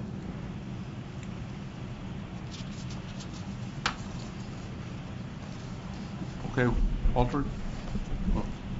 I think this is an important area, and I'd be interested in your views in terms of what you think might be the most effective way to approach CDNs to have a discussion in this area.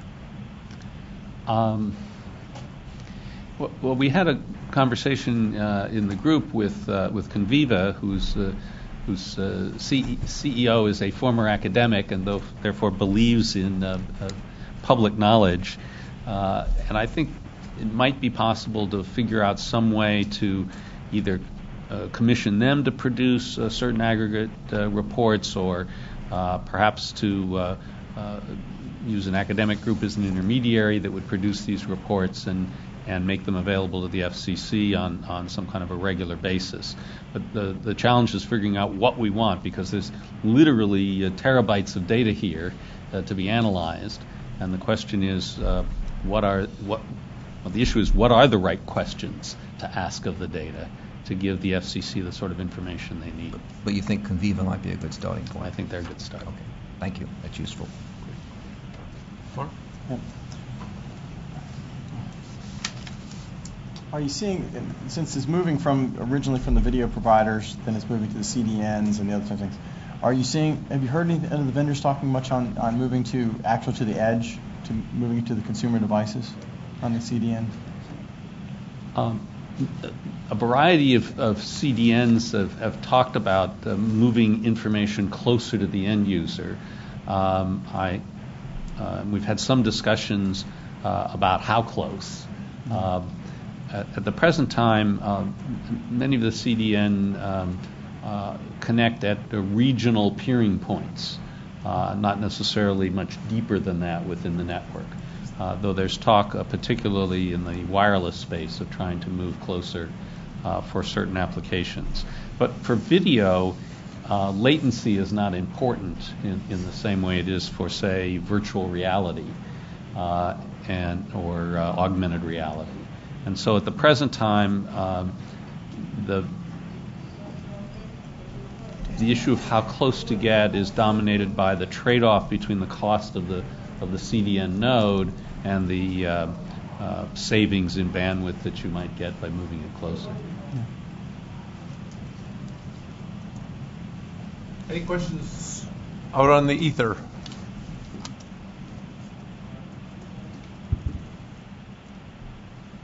I know we have quite a few people out there. No questions? We will move on. This really is a fascinating and important area. I would agree with comments that Walter made, but beyond that, it's just a very deep area as we get into this.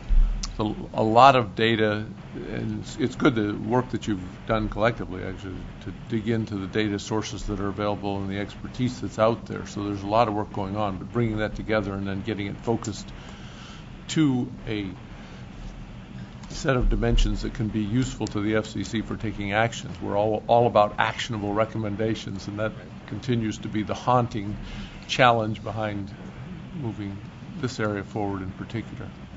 But we know that there's a there. Just getting it dug out is really important. But great work. Thank you. Let's move on. Kevin, Adam, who's taking the lead? So I will get things started. Okay, so welcome to the Future Game-Changing Technologies Working Group. I think we have thrown up our membership before, so let me just very quickly go to what we're working on. Really four topics, just as a reminder. The first one is on 5G, and I think the relevant question is what can be done to ensure rapid deployment in the U.S. As the first player, essentially. And we'll be saying much more about that, very active on this so far. The second one is really the introduction of programmable networks, what their future is, and what their value is, and basically how does it impact the rules and regulations regime at the FCC. Again, I'd say we are at a point where we've had a start, so we'll be talking a little bit about the outline of the white paper for that. The third area, I would say, really deals with education. I think it's being handled by Nomi Bergman. Nomi couldn't be with us, so I think when we come to that topic, I'll actually say a few more words on it. And then the last topic, which we haven't spent that much time on, is actually identifying key new technologies. So a little bit of an advertisement. I think one of the areas Marty Cooper had suggested for us is to look at wireless charging. For everybody to know that there's actually going to be a demo on that at 4 o'clock. Okay, so let me quickly move on. Okay, so I think I've mentioned a little bit about the leadership. We've had quite a few discussions and SME presentations so far.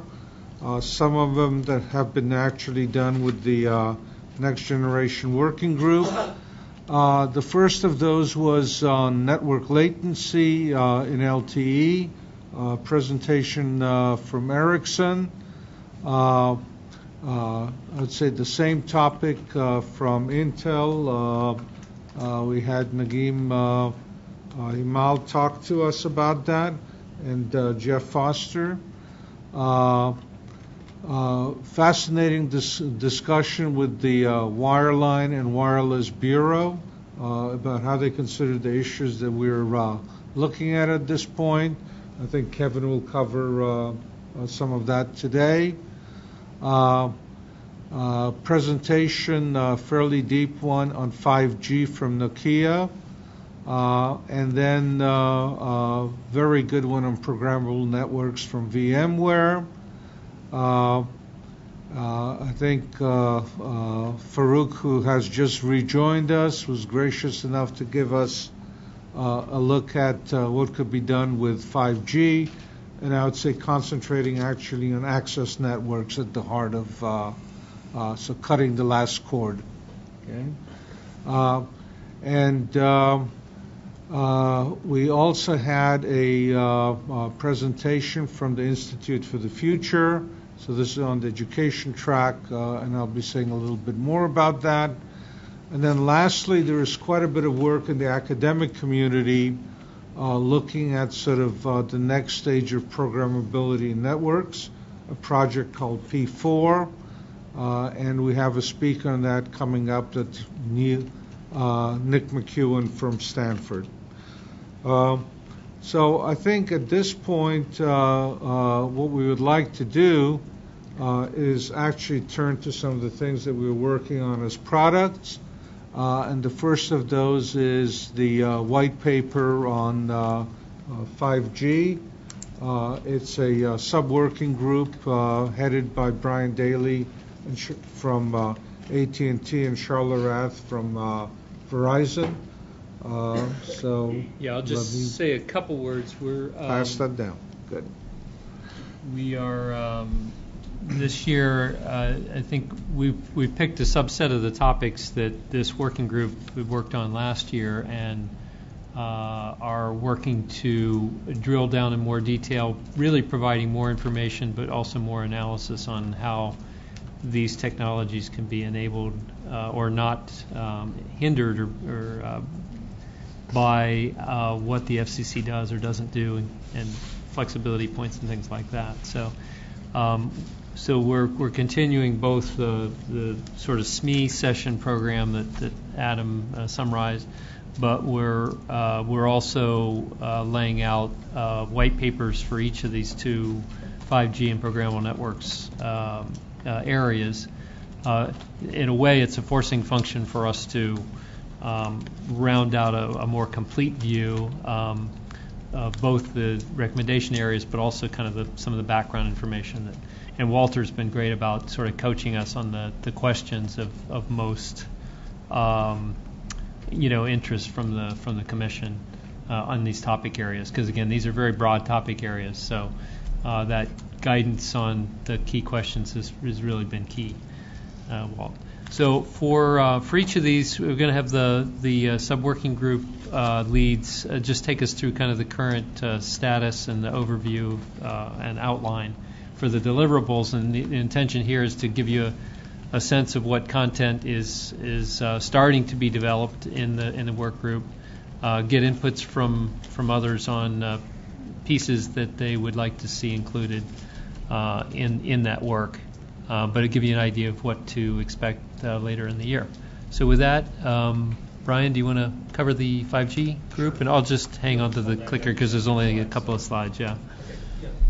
Thank you. The 5G, what our intention is to develop a white paper. And again, the purpose of our group is to identify technical challenges in developing 5G from a rapid deployment standpoint, but also to ensure leadership for 5G technology within the U.S. The scope of what we're dealing with is to look at the benefit of moving to 5G and things such as area coverage, high throughput, even with intense use, capacity, cost, hyperconnectivity, latency, new applications. I mean, there's many different aspects of 5G that we've heard about. There's many different use cases that are to be supported with 5G. One of the things we'd like to do is try to outline the benefits of an operator moving to 5G. We also want to review the main technical challenges to that 5G deployment, such as desensification, small cells and siting issues, spectral efficiency, coverage, availability of spectrum, automation and optimization, and what's known as softwareization. It's looking at software-defined networks, virtualization, and cloud infrastructure. And then finally, looking to identify non-technical challenges to rapid deployment, but not to review those in detail, but really to identify them and state them as issues. Certainly we'll have privacy and security issues, state and local right-of-ways, competition policies, and so forth. And the plan is to have the report and recommendations complete for the December meeting. Next slide. We already have the outline in mind on what we're going to cover in the paper, and just to quickly summarize the key sections, we're going to try to define what is 5G, because as we go around this table, we'll probably get as many definitions of 5G as there are a number of participants at the table. We'll also look at a survey of 5G activities. There's a lot going on out there. What's the timeline for it? And that's an ever-changing timeline as new announcements and new things come to light. Certainly privacy, security, regulatory considerations, spectrum considerations, and finally recommendations and conclusions. Okay, that concludes the 5G section. Okay. Are there questions on that section from anyone? Perhaps the one question from me, as you've covered this in a very thorough way, I'm sure you're mindful of the connections with the other groups. And yes. You're definitely. Any questions out of the phone? All right, continue on. And our other sub-working group on programmable networks is led by Mark Bayless. So he's going to take us through a quick summary on the programmable networks outline and status. All right. Well, this is an upgrade from a continuation of some of the work that was done. The Programmable Networks White Paper Overview. The purpose is to characterize the innovation benefits, potentials of programmable networks, identify how the FCC can impact negatively or positively the realization of these benefits. The scope will be the focus on the network programmability between entities, i.e. network operators, applications, content providers, virtual operators, enterprises, and benefits of network programming implementation within a single network are out of scope. Timing, obviously complete before the December meeting. Okay, next slide. Okay. Introductory and background, scope and purpose, and precursors. And what are programmable networks? Again, that's a big definition. Sort of like 5G. How might programmable networks be disruptive? changes in network design, new business models and economics of the networks, altering relationships between players, new functionality, uses of resources, spectrum, power, computing, storage, etc. And for what technologies underpin the programmable networks, SDN, NFV, orchestrations and network APIs, implements of programmability and network hardware, equipment, both fixed and wireless, impact on open source software, and distributed resource sharing and security. Okay. Yeah. Yes. Okay. And 5 existing examples of operating programmable network services, cloud, mist, and fog services, network services, NVOs, programmable networks use cases, functionality, timing, benefits, 1 virtual operators, roaming between mobile networks, enterprise and vertical network slicing, third-party VNF and AAS providers, FCC rules and regulations and processes that could impact programmable network innovations, who owns the regulatory character and framework of the new types of enabled players, the programmable networks and programmable services, technology-neutral approaches based on function, not form, and convergence of integration of capabilities needed to support end and functions, applications, and services, and, of course, recommendations. Thanks, Mark. And again, I think for both of these white papers, what we're trying to do is provide enough background information to put all the recommendations in context. So both of these have kind of an educational function, but also leading up to, of course, actionable recommendations at the end.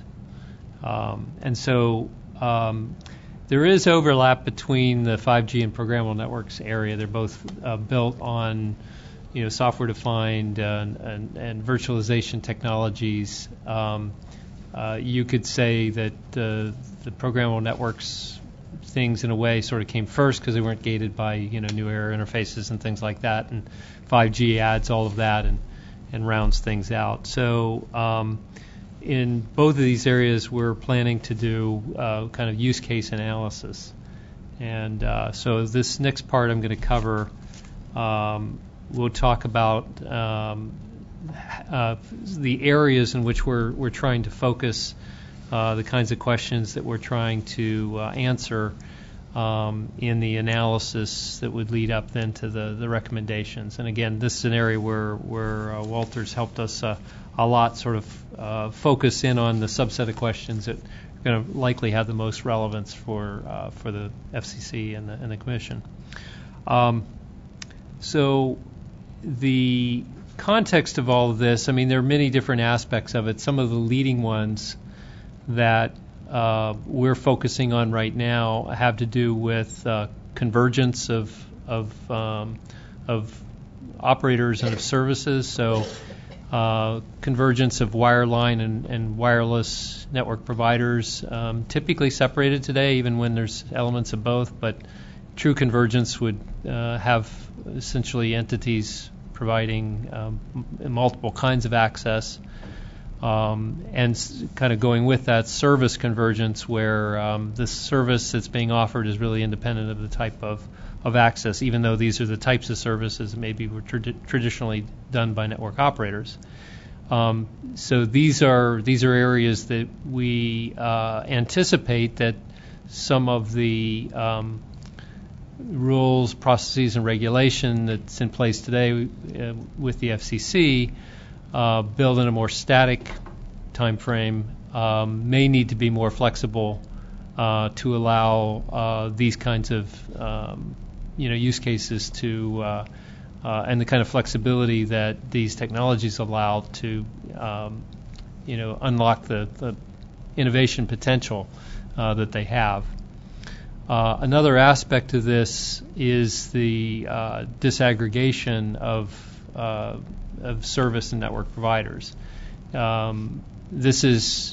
These are things that are enabled. We haven't necessarily seen a lot of disaggregation of network and service providers, but certainly the technology allows for, and we've alluded to it, I think, in some of the other work group readouts, of having operators who don't own all the infrastructure, but they're able to provide network services because they can now lease slices of functionality and connectivity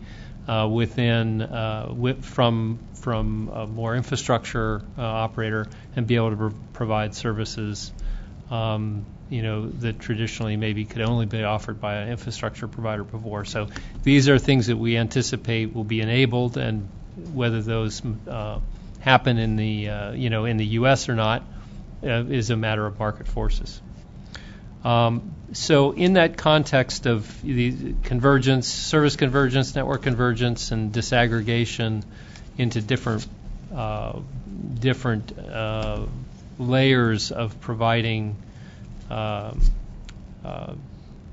service infrastructure, the real thrust of the analysis that we're trying to do is to look at what current rules and regulations and processes within the FCC could be barriers to this, and what ones, if there were changes made, could really encourage these innovations to play out, particularly in the U.S. Market.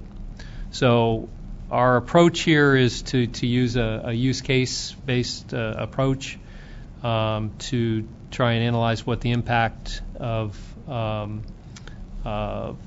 different types of use cases between multiple entities, between multiple types of content providers, network providers, service providers, and to really look at different areas of regulation against these different use cases. So that's the approach that we're doing. We've essentially started this process through the session that Adam had mentioned with the wireline wireless bureaus that Walt helped set up for us, and I'm sure we'll have quite a bit more dialogue with them as we kind of mature our view of the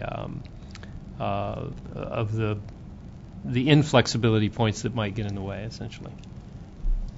So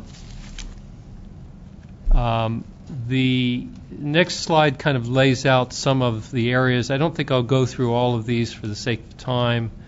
But this gives you some examples of the areas that we're really trying to look at here, where you have companies that aren't traditional communication services provider starting to provide more traditional type communication services such as voice or video services, and when the boundaries between different types of players shift, how do the obligations and the resources such as PSAP access and things like that, how might those need to shift? Are there we're looking at this from a technical perspective and what the impact of technology are, rather than directly the regulation per se.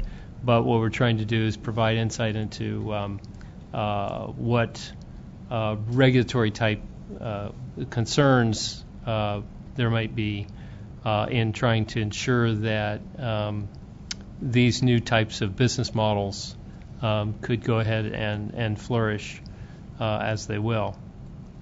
We talked about network slicing in several contexts here. That's certainly a big part of this as well. The idea that also distributed CDN type infrastructures, but also distributed compute for other kinds of services, becoming critical for providing, let's say, performance-sensitive types of applications, and more efficiently and with higher quality providing video content. In that kind of a world, if that becomes critical, then what new concerns does that raise in terms of transparency of contractual arrangements where one entity is providing an infrastructure to allow this distributed compute or distributed CDN to be provided. So it opens up sort of new territories where there may or may not be issues, but that's where we're digging in. Access technology agnostic areas, I mentioned that before. Affinity networks, in other words, sort of temporary venues that maybe before wouldn't have been practical, but now with dynamic slices on demand are there. What new challenges might that bring up in the way FCC rules operate? And several other areas. I won't go through all of these, but it gives you some examples of the areas that we're looking at. And then finally, am I on the right slide here? The use cases. I have a couple of slides here with use cases. We sort of talked about some of these before. Many new types of virtual operators, the convergence of wireline and wireless, network slicing, the low latency type tactile internet services, if you will.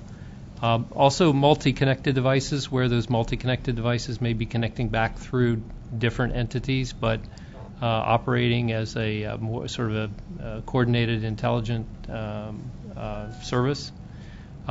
These are all sort of new scenarios that may bring up new challenges. And then on the following slide, a little bit of a shout out here to ADIS NFV Forum, because we are leveraging some of the work that they've done on multi-entity SDN and NFV use cases in the area of roaming, cooperative CDN arrangements, and essentially allowing sort of third-party providers of network functions to sort of plug in the middle of, between the content provider and network provider. There may be third parties in there as well. Number of scenarios that they've that they have highlighted in their sort of forward-looking work, as most of these types of things are done on a single operator basis today. But it's a useful lens into some of the use cases that we should consider, since we're focused on the multi-entity use case space. So with that, there's an example in here of a use case that we had developed last year on virtual providers, and then the idea here is to expand it more into illustrating the benefits. In other words, the before and after view of how things would be done and how things can be done using these new technologies and new business models. And partly this is an educational part to take some of the lingo and try and turn it into something just more concrete and real for the FCC to understand why these areas are important and what can be done with them. So we'd be trying to do that across most of these use case areas that I highlighted before. Okay, that's. Let me just pause there. Any questions on the sort of the FCC-related analysis work that we're undertaking? Okay, then for the final part, I'll pass it back to Adam to cover the last parts. Okay, so I think if I look at the education track, which Nomi has been leading, we had a very, I'd say, inspirational discussion with Marina Gorbis and Mike Leopold from the Institute for the Future. And I'd say the most important part was an observation that if you have a bunch of technical experts on something, for them to effectively collaborate and start looking at things like, what may the future be, what are important issues to consider, what are the right combinations of technologies, that actually having an expert in collaboration, okay, could elicit a lot more value out of a technology group.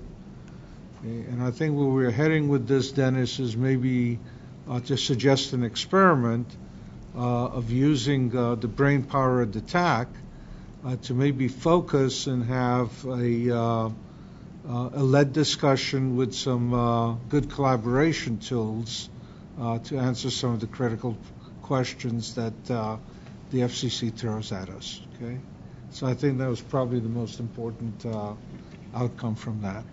Okay? Yeah, the work that Mike Liebhold does in particular focuses on a combinational prediction of where things are going to go in the future. So what we're hoping to do, and he's expressed at least some willingness, is to try and tap his expertise in that analysis together with the experts we have within the working group, and give this a try on perhaps some of the challenging FCC-related analysis that we're in fact, I mean, I find there's an interesting quote. You can go back to Poincaré at the turn of the last century. He said, doing good research, for example, is finding the right combinations of things to work on. Okay? And if you look at the richness of technologies that we have right now, and you have an expert group, then the question is, what are the things that are possible, and what combinations can you come up with, okay, that people haven't actually thought through, or the implications of those. He says the seeds of that is really to have access to a group of experts that represents all of those technologies, and then the methodology of doing sort of combinatorics on that to end up with some actually powerful outcomes. Yeah, we were hoping for a magic bullet. The magic he bullet. He threw it right back in. Yeah. Okay. So. Well, you have to. I'm intrigued by what we want to plant the seed. Yeah, no, I'm intrigued by what you're proposing, but getting it to a fleshed out level of logistically how this might work. That's the next thing we're working on. Okay, great. Okay, so seed planted. Okay, and I think the rest is we have a schedule for the rest of the year, but I think that's it for the group for right now. Yeah, I just want to expand. We had discussed this, and this is still very speculative, but I think we decided that if we were going to do this, it would also be productive to try to get a couple of key people from the FCC involved in the process too. That very much so. That's part of the education right. process, as far as we see on this. So it would be sort of a combined effort of trying to get the technologists and the regulators together to talk about the future. Even lawyers? But no economists. No economists. No, sincerely, this will be interesting to see how this progresses. That was the thought. And your notion is that this would be fleshed out and proposed? Yeah, fleshed out, and maybe it's a special 1 or 2 day work session or something along those lines, but a real proposal. But it would be an actionable proposal coming out at the September? Actionable recommendation. Yeah. Okay. Well, we're thinking small experiment. Yeah, December or September? Somewhere before December, essentially. Okay. Great. Very good. Good. Move it to Lynn and Greg show. Good. Can I have a question? Oh, sure, Rangaman. Maybe just a question or a comment here. Some of the concepts that has been described in the future game changing, I think it's already a part of 5G maybe. That several people have been working on. Things like, for example, programmable things, NFVs and stuff. Wondering if the application of some of these concepts might add a lot more value to this work. For example, for the immediate future, for example, how the business models will change and what does it impact on the policies.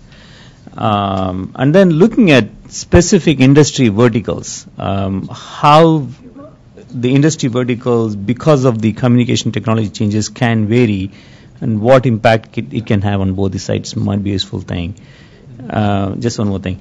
And this third thing I'm saying is, in terms of future, can we think of new concepts going beyond 5G? I know it's kind of a difficult thing, but even if we start thinking about, for example, UASS might become a commonplace, what does that mean in terms of communication infrastructure and policies and things like that? Might be a useful thing.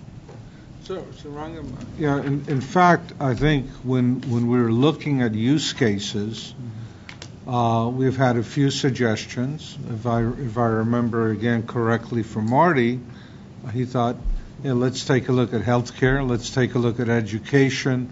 What changes if these things are in fact available, and what are the benefits of doing that? Okay. So I think we'll be walking through what you're suggesting at this point. Okay. And again, I think fairly explicitly, if you look at the outlines, the business aspect of what changes there and what players will be affected, again, very much part of the program for the rest of this year. Okay. Yeah, I would just add to that I think what we're trying to do is to have a representative set of use cases, so it would represent some verticals rather than try and be exhaustive on that, because we know from last year's work, it's getting our hands around the FCC rules and regulations part of it. It's a big education on many of our parts, to work that part. So we want a representative set that will kind of test out things rather than try and cover the whole waterfront on that space. But that said, very open to suggestions from anyone on the TAC of particular types of use cases, particularly verticals that they think our analysis would benefit from. Yeah. So Rangam, if I were to look at, let's say, one area is, if you look at, let's say, IoT, with the number of devices projected, things of that sort, how can you manage it without the degree of automation, programmability, all of the underpinnings that go in there. Okay, so again, it's so important for 5G. I think it's very important for this whole discussion, essentially. Okay. Great talk. Thank you. And thank you. Important area, exciting area. Lynn and Greg, back to you. Thank you, Mr. Chairman. This is the report of the Spectrum and Receiver Performance Working Group. We have a rather brief report today, but we do have a single request for approval of a document and a follow-on process that we'll be asking you about shortly. A true actionable recommendation, real action. You get to take action today. This, of course, are our chairs, FCC liaisons, and participants and contributors in the group, which have been mostly consistent over time. Both participants and our FCC liaisons from OET, now supplemented with Ziad Saleem from the Wireless Bureau as well as a liaison. For the next round of TAC meetings in September, we are looking at continuing the work we began in interference resolution and enforcement. And you'll recall at the last TAC meeting in March, a document was approved on a framework for next generation work regarding interference resolution. That work is not ready to really report on today, but that will be coming at the next TAC meeting. The subject we do have for today and have been discussing in the group is assessment of RF noise with an eye towards actionable recommendations that would flow from that assessment. So this slide really just recaps what we proposed in March: to first research the literature and the measurements on RF noise floor changes that have taken place. Second, to research FCC rules on RF emission limits. To then compare available test data from devices relative to current emission limits. And then lastly, research the required noise floor for various radio service bands and assess RF environment contributions to noise floor. So that's the beginning of that process, is what we're going to report on today, and I'm going to turn it over to Greg Lappin, co-chair of the group, to discuss where we're at in that process and the steps that we have taken. Thank you. So we have been talking about the RF noise floor, and of course, and I'm sure many of you believe the same, that we believe that logically the noise floor is rising. And that's based on the huge increase in the number of RF generating devices that are in use in our society.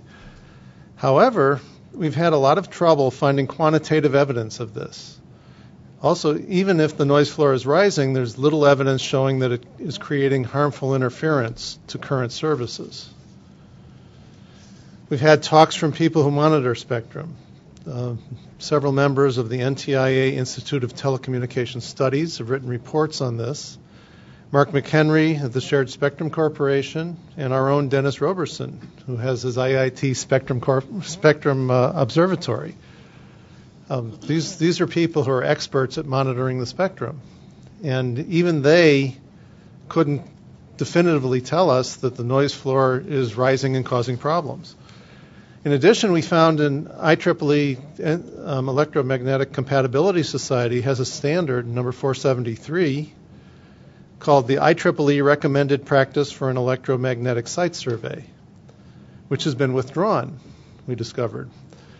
When I spoke with the chairman of that standards committee, he told me that they decided that that original standard was a little long in the tooth and needed to be modernized, and they haven't done that yet.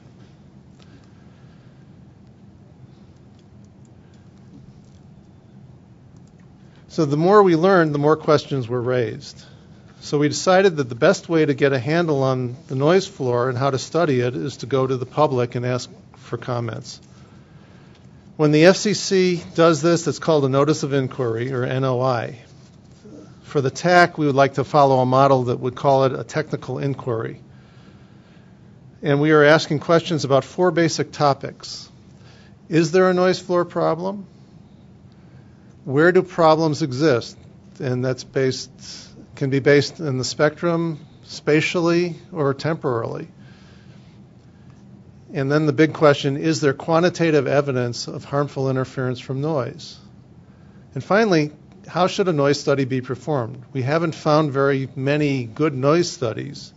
And I say that because the people that we talk to, the experts, including Dennis, they're not doing noise studies. They're doing spectrum occupancy studies, which are a little bit different.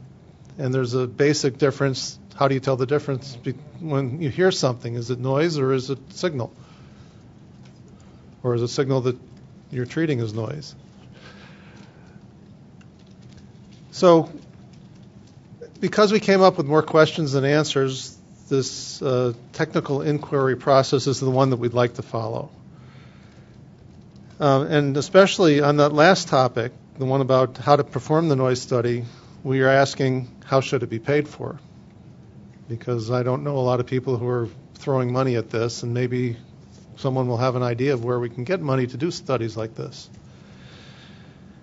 So we hope to put the questions out there and receive knowledgeable comments by the end of the summer. Then we hope to report on the response we received at the September TAC meeting and to provide a report for the December TAC meeting of what we found. So let me turn it back to Lynn, and he can do what he does so well, run the vote. Well, let me just follow up and say the technical inquiry, as I hope you saw, was distributed with the presentations for this meeting that Walter distributed on Monday of this week. So it is there for your review, which shouldn't take long because it's only 2 pages long. So this is a rather brief. We have multimedia aids here from Dennis. So we are asking, Mr. Chairman, that the TAC approve publishing this document and distributing it, and so that we can seek input on the expert community and find out, maybe not for once and for all, but at least for a point in time, what the status of RF noise rise truly is. All right, so this is a time for a vote for the TAC. Can I just have one clarification? And certainly Walter gets a clarification. I just want to emphasize, since we also have press either on the line or in attendance, this is an inquiry by the TAC and not the FCC, so the vote is for the TAC to put forward an inquiry that we will help facilitate, but it is a TAC document. Correct.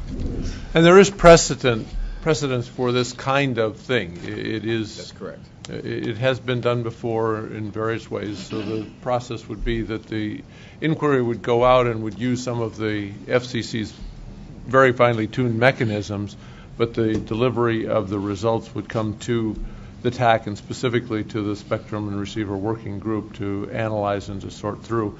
And it's the description that has been provided by Greg is very good, because it simply does ask, is there a noise problem? Where does the problem exist? Is there quantification, and how should you perform a study? So I'm being repetitive with what Greg has already said, but that's the substance. There are some words that go around that, but that's the substance of the inquiry. So are there additional questions about the proposal that's been made? Seeing none in the room, any on the ether? Well, Marty, please. I just wonder, Greg, why the presumption is that the noise floor is increasing, because I spent most of my career trying to improve spectral efficiency, and it seems to me spectral efficiency means less waste, and less waste. If you were really improving spectral efficiency, the noise floor would go down. That would be true, except you're balancing that against billions of new devices. Two curves that weren't there before. So you have to have a billion-time improvement just to stay even. And more and more spectrum is being used as well. More and more spectrum is being used by more and more devices, more and more often, in more and more places. So it's the amortization. Your point, Marty, is perfectly valid for a given device. Our devices are becoming much, much more efficient on a device-by-device basis.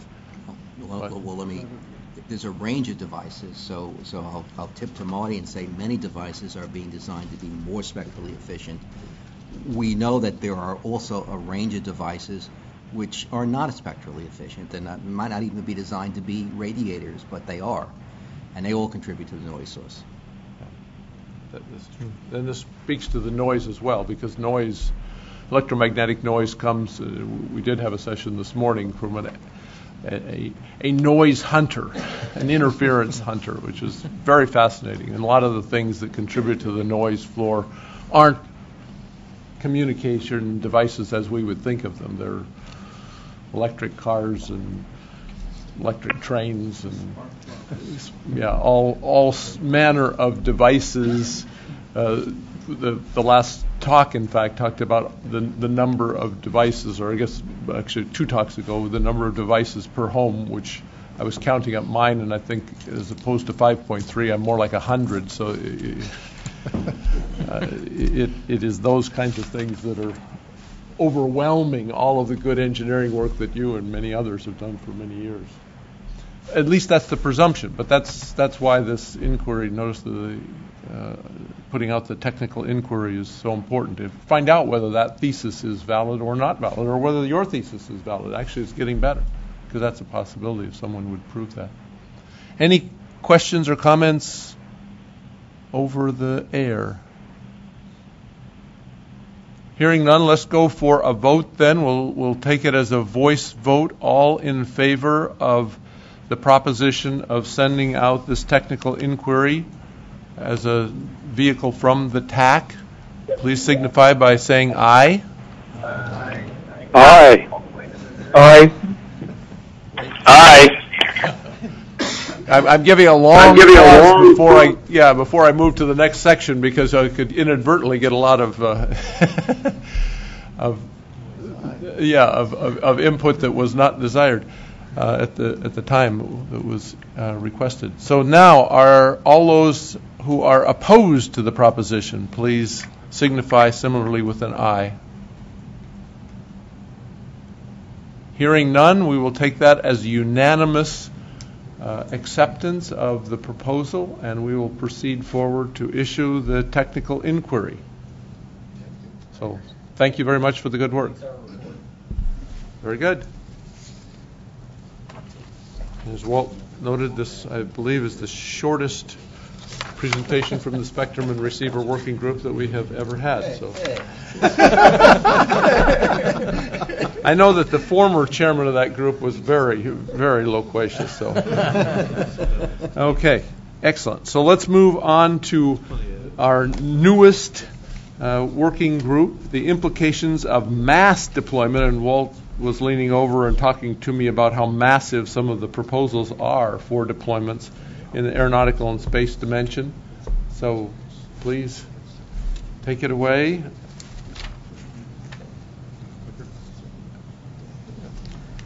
Thank you, Mr. Chairman. We'll see how it works. Click on this. Okay. Yes, thank you, Mr. Chairman. This is a newest group formed this year, implication for mass deployment of aeronautical space transmitters. I'm Michael Zeitlin from Facebook, and co-chair Stephen Lanning will present this group, and this is a list of our working group. The group is quite active, and we have weekly meetings. I also want to recognize Michael Haar, who actually plays an active role. Well, he was here a second ago.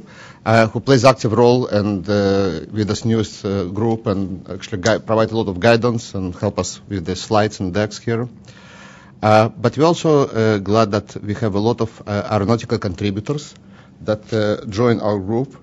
And particularly the industry stepped forward and presented quite a volume of presentations about the state of the current unmanned air vehicles and where the industry is going. That was our initial view, is that we wanted to research what is going to be.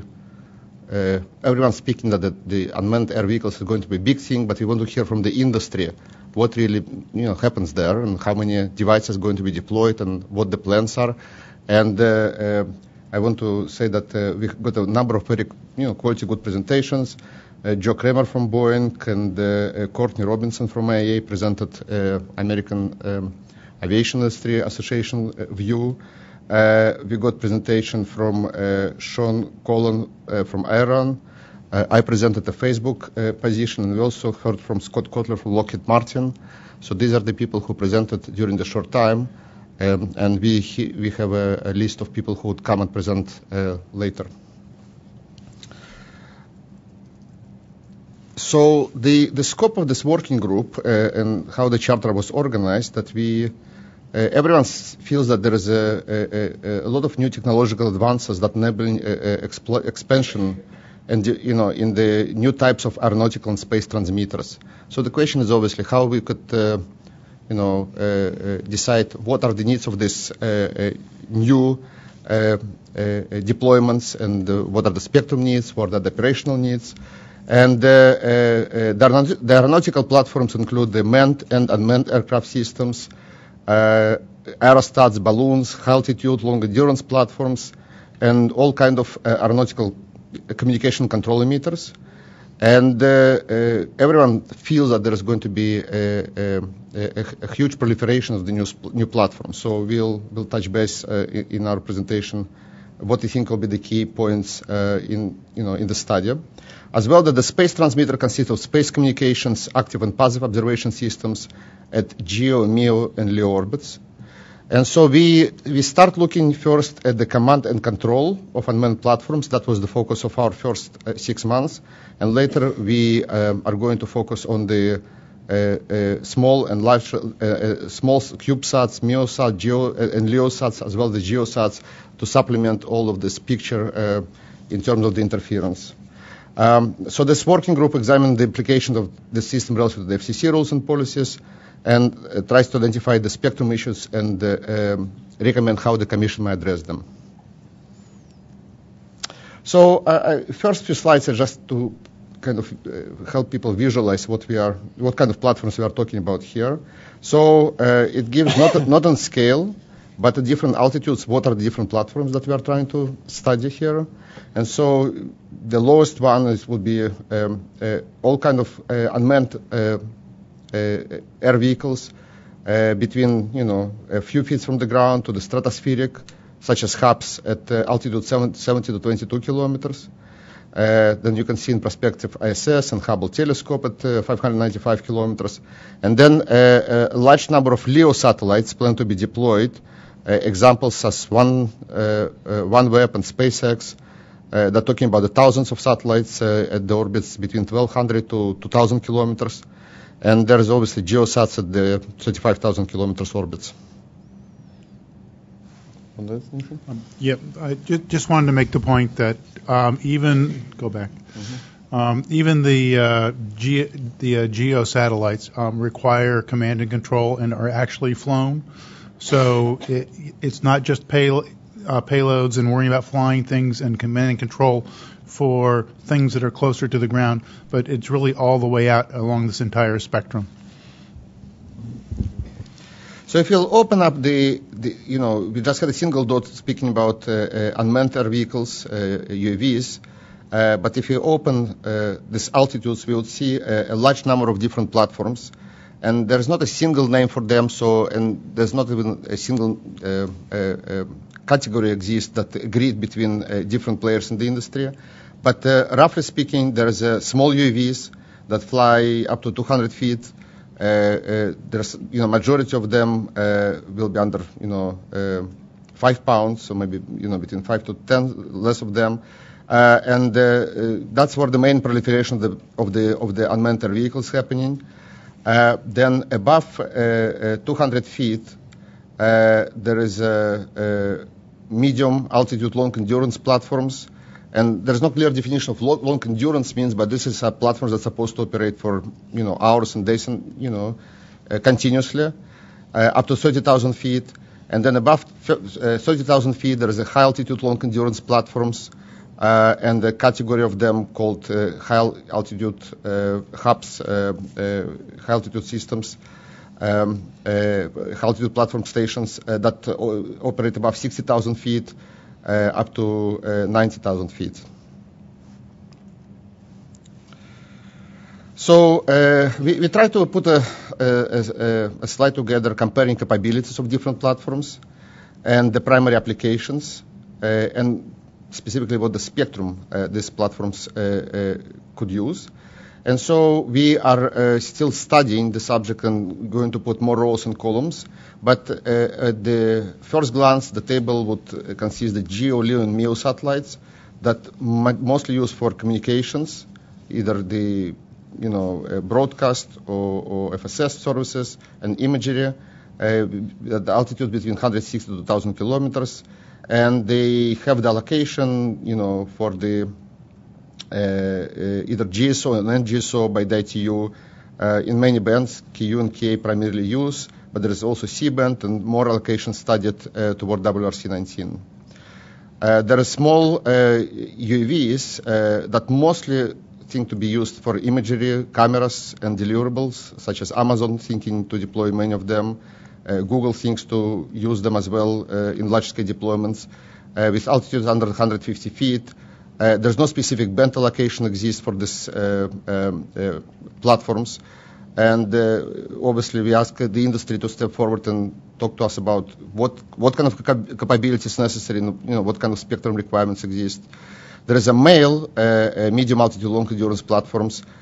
Many of them use in federal use, some of them use commercially for imagery services. They are between 150 to 30,000 feet.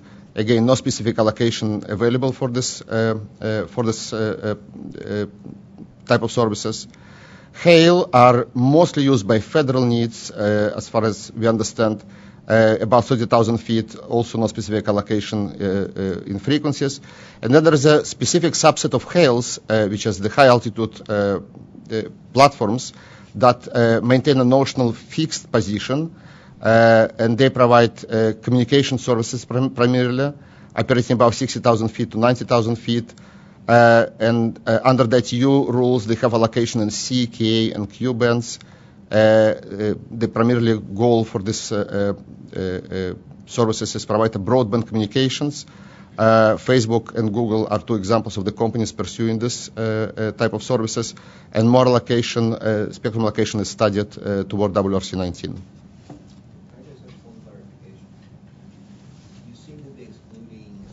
satellites which might be used for science, and I would say short duration satellites, which seem to have a wider range of applications. Is that correct? So actually I said that it is very initial table. We ask community to step forward and present their needs. We mostly focused in the first 6 months to identify unmanned air vehicles, at least classify them, because there's a totally new area. In the next 6 months, we'll be focusing on CubeSats, SmallSat, and the LEOSats to actually put. So the next presentation will be mostly focused on these types of satellites platforms. Thank you. So we did not focus on the satellite, as I said, but these are examples of massive deployments from OneWeb and SpaceX. We hear about 4,000 platforms that SpaceX tried to launch in LEO constellations, about 1,000 satellites from OneWeb. And the only reason we brought this picture here is to show that a huge scale of small drones and the larger UAVs and the LEO satellites and CubeSats is something, the area that definitely needs to be tackled. How all of these platforms are going to be interoperating, how they will, what the spectrum they're going to use, how would they use the spectrum, and what will be the new rules is something that definitely will be of interest for years to come. So this slide came from a Facebook presentation, and it just shows that unmanned air vehicles come in many shapes, sizes, and decided for a variety of users. But they find their niche based on a lot of analysis, supplementing in many cases either satellite or terrestrial users. And they definitely have a market niche in between that really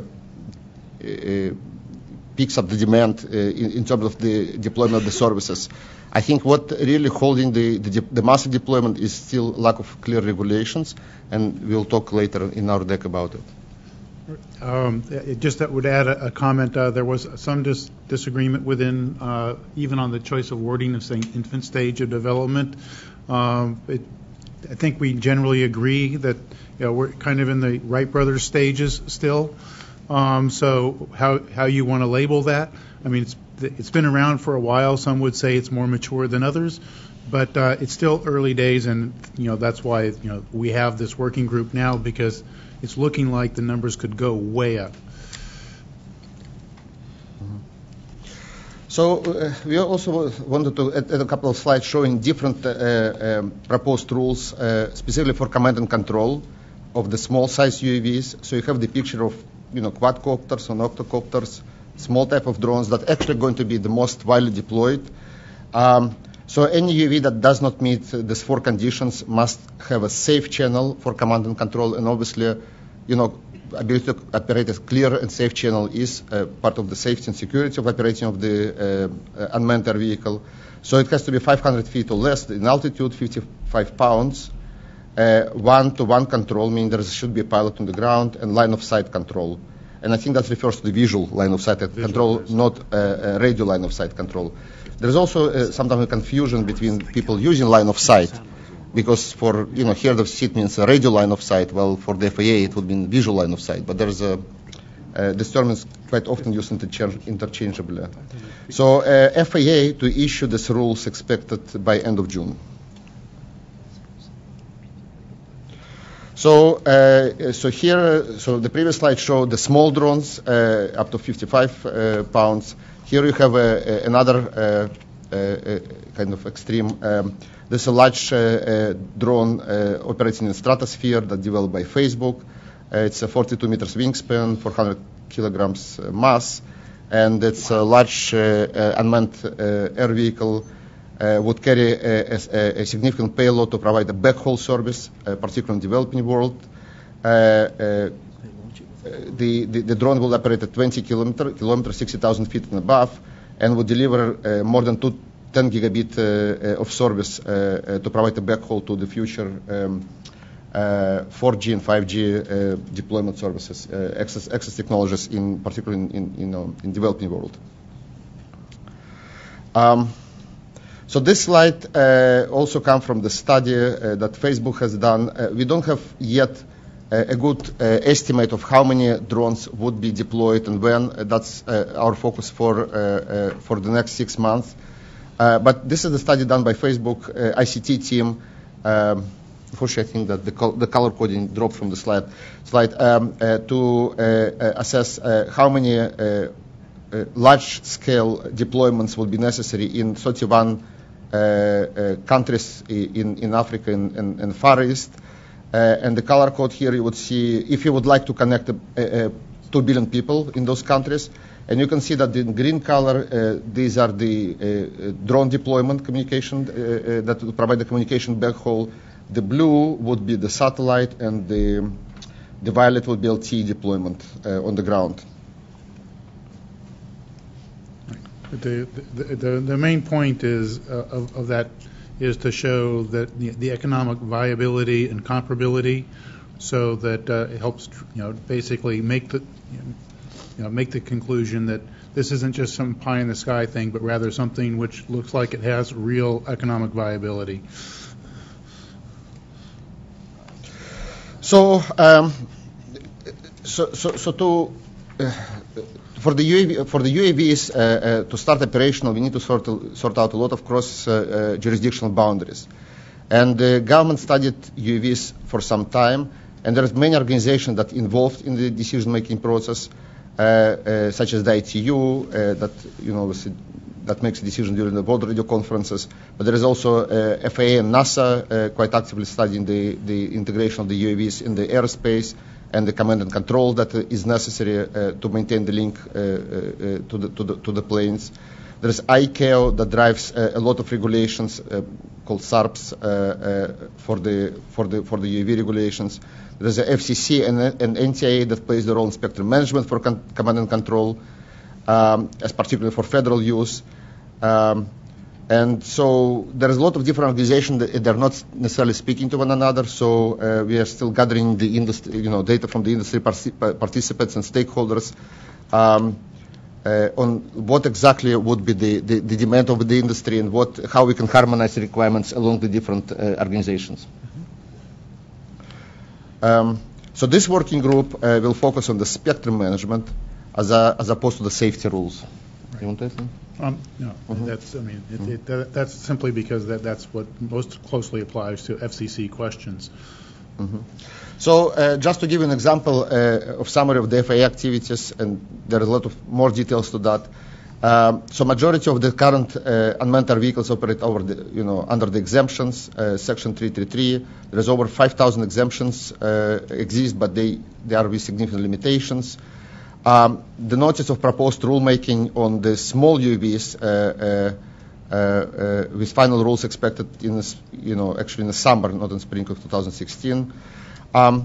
So in April, Micro UAV Aviation Rulemaking Committee recommended further performance-based regulatory framework for small UAVs, and we expect that FAA to issue a rulemaking in about 18 to 24 months. There is a NASA Pathfinder initiative, partnership with industry to explore UAV operations beyond those and small UAV rulemaking. There is an example of RTCA, which have a special committee 228, working primarily on 2 UAV standards, command and control and detect and avoid, and draft method and procedures have been completed, and the first phase scheduled to be completed in July 2016. So we just want to summarize here again briefly, and we have more supporting slides, what has been done under the ITU. And so during the WRC-12, line of sight command and control spectrum has been allocated. And beyond line of sight, this is already beyond line of sight, put on agenda for WRC-15. And so subcommittees to 28 from RTCA started working to develop the standards to use a line of sight spectrum allocation. During the WRC-15, which just ended in November, there was a lot of discussion about beyond line of sight spectrum, and it was enabled. But there are a lot of sources of potential interference, and the further study is necessary to determine how that beyond line of sight spectrum would be put in use. The other allocations are 960 to 977 megahertz in L-band, may be available in some states, but not all of United States. 980 to 1020 megahertz in L-band may work for low altitude below some radar interference. I'm not going to read all of that, but there's some KU and KA band allocation for the FSS services to provide beyond line of sight command and control links. And the study of the possible interference is large, and the ongoing studies are still being carried out.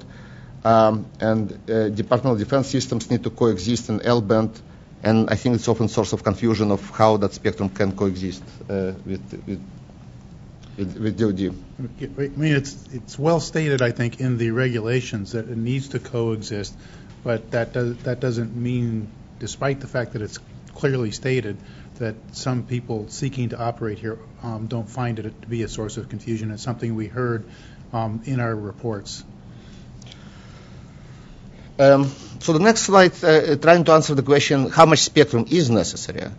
And that's a quite complicated question because the last survey was published, I think, in the ITU in 2009, if I'm not mistaken, the ITU report M.2271, that tried to do the same work, figuring out how much spectrum is necessary. And the first they analyzed a spectrum necessary for command and control.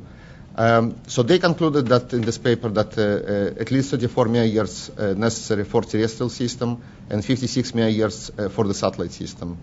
And that's they made analysis based on 10 UAVs, 70-mile radius line of sight per each UAV operating at 18,000 feet.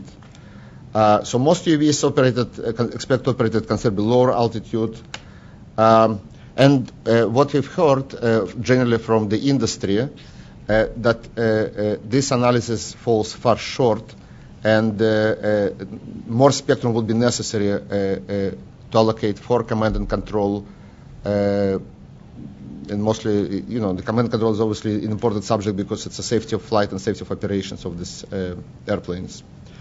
So ITU, during this analysis, did not address the sharing between the different platforms and left it between the manufacturers to establish kind of direct discussions of how these different platforms would use a command and control spectrum. So, Julie, all we need is twice as much spectrum. Just take a note. Compression. So, well, coming to Julian, that's actually exactly the questions here. That was the right moment to ask the question. So we left it right there. So we did an initial analysis. There are a lot of materials that we didn't have time to really still process. And then we obviously will, next 6 months, we'll continue with processing these materials and also studying all kind of small CubeSats, small sats, LEO sats to see how they all coexist. But the key questions we have today is how do FAA rules impact FCC rules and rulemaking? Because it's obviously between two agencies that they need to be interworking established, and safety of flight is very important. That is an FAA, but the spectrum is an FCC. So how this rulemaking will be done? Well, assuming that we'll find that much spectrum, what will be how that spectrum will be managed? Should FCC auction spectrum, or should be kind of supports assignment process? So that's all very unclear at this point. There is a automatic detection surveillance standard which requires a broadcast band. So it's certified, but whether FAA will call to adopt this for UAV, and the broadcast components might impose significant bandwidth requirements for command and control, which may need to be handled in KU or KA band by the satellite. So how that is going to be regulated as well. And the last question, is about beyond line of sight requirements and how that translates to satellites, and what will be the regulation that would cover this service from the satellite to provide the drones that fly further than people can see, which is obviously 2 to 3 kilometers away. Okay. So here we'll talk about a few what we're going to do next. One subject that should be studied is interference to and from US. We really would like to put some kind of extensive modeling to get a quantitative analysis how this command and control links first and then payloads are impacted by the existing deployments, depending on the spectrum that they're going to use. But if they would use, for example, terrestrial spectrum, how that noise floor would rise, how interference will be managed. And so we talked to Pierre de Vries, who offered, who is not here in this room, but I think he's on the call. Yeah, he offered. He should be on the phone. He offered, for example, some university service project that could model interference potential between Wi-Fi and LTE transmitters, and drones, and baseline the ground level transmitters, and build interference models for low and medium altitude drones. We firstly focused on the command and control because we hear from the industry that today they use unlicensed spectrum and they basically start controlling the drone and it just flies because the links are not reliable. So the drone manufacturer implement autonomous operations, but if the link is lost, then it can go back to the base. But it's still very early on to determine is it a good enough operation.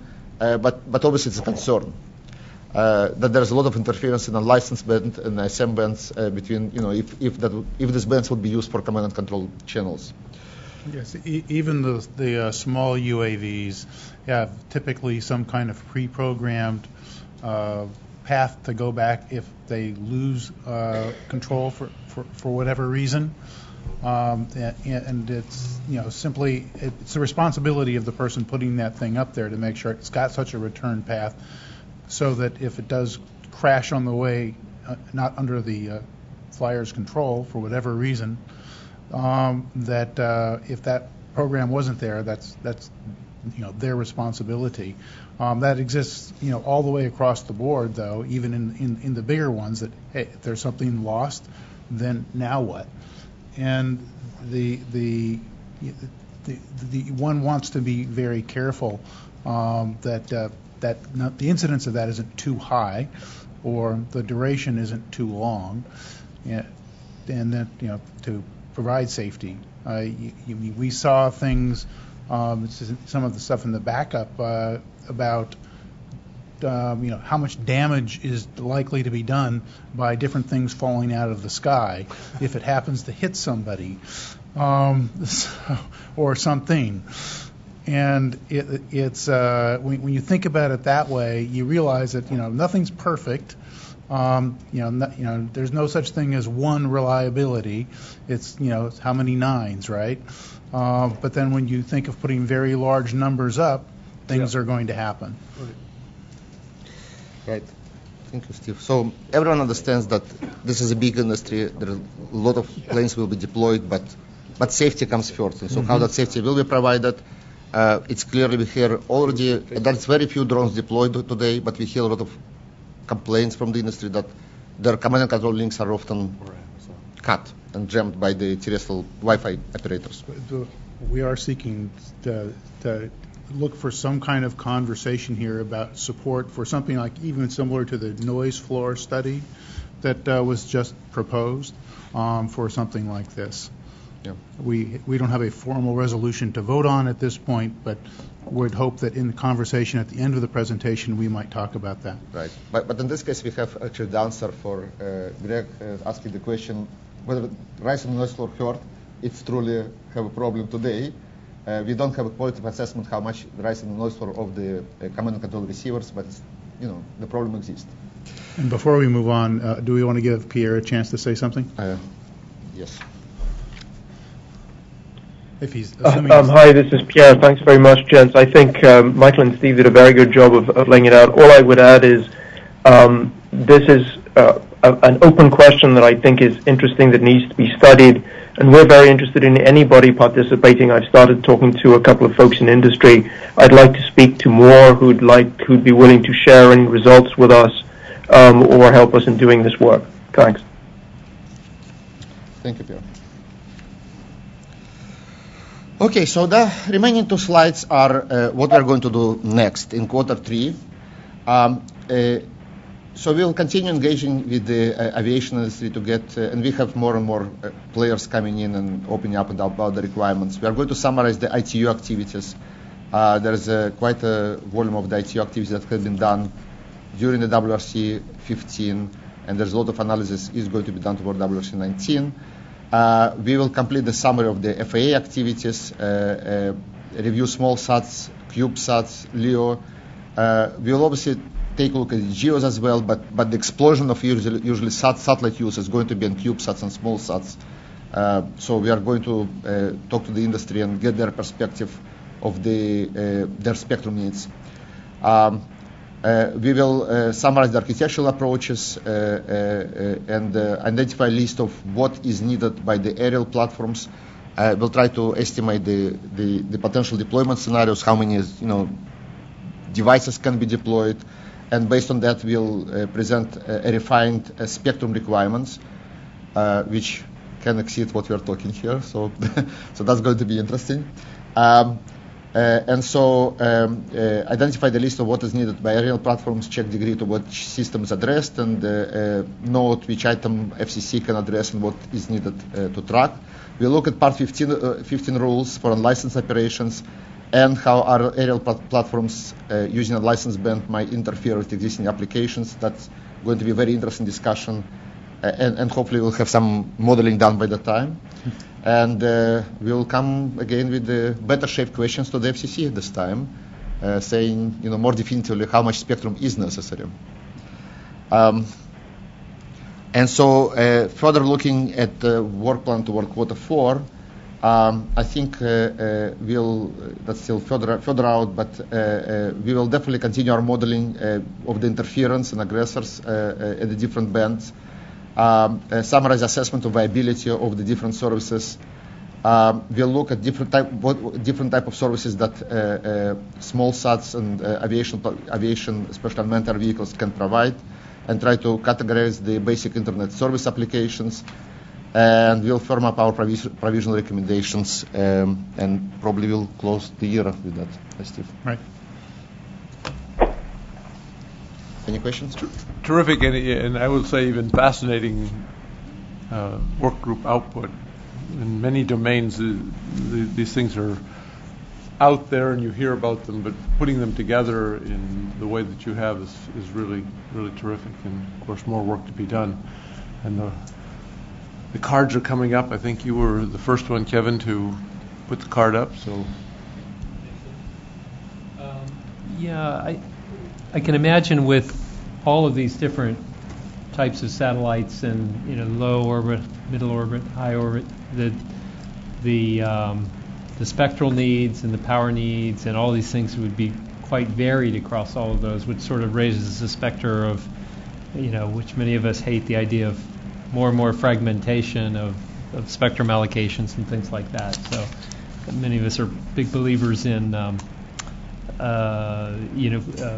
pooled usage of spectrum as much as possible. So that led me to wonder, just to throw out as an idea, and this may well already be well in what you're considering, but the idea that control for many, most, all, I don't know, of these types of aerial devices, if their communications channels were all routed through satellites, would that allow for sort of more of a pooling of the bands and of more consolidation of the power and spectral requirements for those, maybe help eliminate the beyond line of sight issues, things like that. I'm thinking synergistic solutions between these different types of devices, some of which are existing satellites and others are the increasing numbers of smaller, lower devices. So it's more a thought to consider than to try and answer here necessarily. But I think that's a worthy goal, is part of this. Spectrum's always in short demand, so the more efficiently that spectrum can be pulled, the better for all these applications, I would think. I think it's perfectly reasonable that we should be asking that question going forward to future presenters and getting their reaction and being able to report back on the sorts of things we hear. Hard to say that we'd come to any kind of strong conclusion on that question, but it's certainly a very interesting question. Okay. So I actually think that this is a good question. We definitely will bring it up. But given a huge proliferation, of the especially small planes, so the question would be how to most efficiently use the spectrum, especially for command and control. Should it be every company should develop their own, command and control channels, or should be standardized in some way? Because in that case, obviously, there will be less spectrum necessary and less collision between. So these are all the subjects that actually still in very early stages, but we will bring it to discussion because maybe there's common standard necessary to reduce the amount of spectrum, for command and control, either satellite or terrestrial. Right. Let me pose a point in the other direction of maybe using more spectrum. You're getting a lot of head movement on this side that's not going up and down. I apologize. Greg was going to hold us a secret, but he's turning over all use of amateur bands for this important application. It's certainly not the direction I'm going. But the reason is that in public safety codes, in many of them, there's a prohibition against using unlicensed frequencies for life safety communications. And I would think that if one of these things goes rogue, it's really a life safety issue.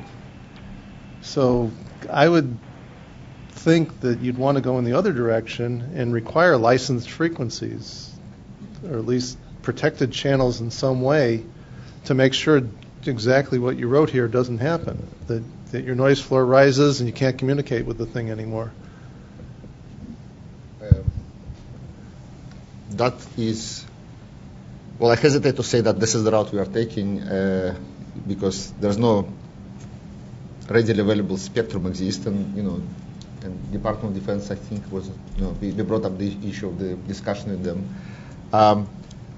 But there is obviously need to have a clear channel for communicating with the drones. And there's this whole subject of that they can be hijacked if necessary, and the signals can be overpowered, the GPS can be obviously spoofed. So these are all the subjects that we are going to look in the next 6 months. These are very big subjects, not just that this working group is looking, but FAA is analyzing them, and RTC and a lot of people studying what and how that can be addressed.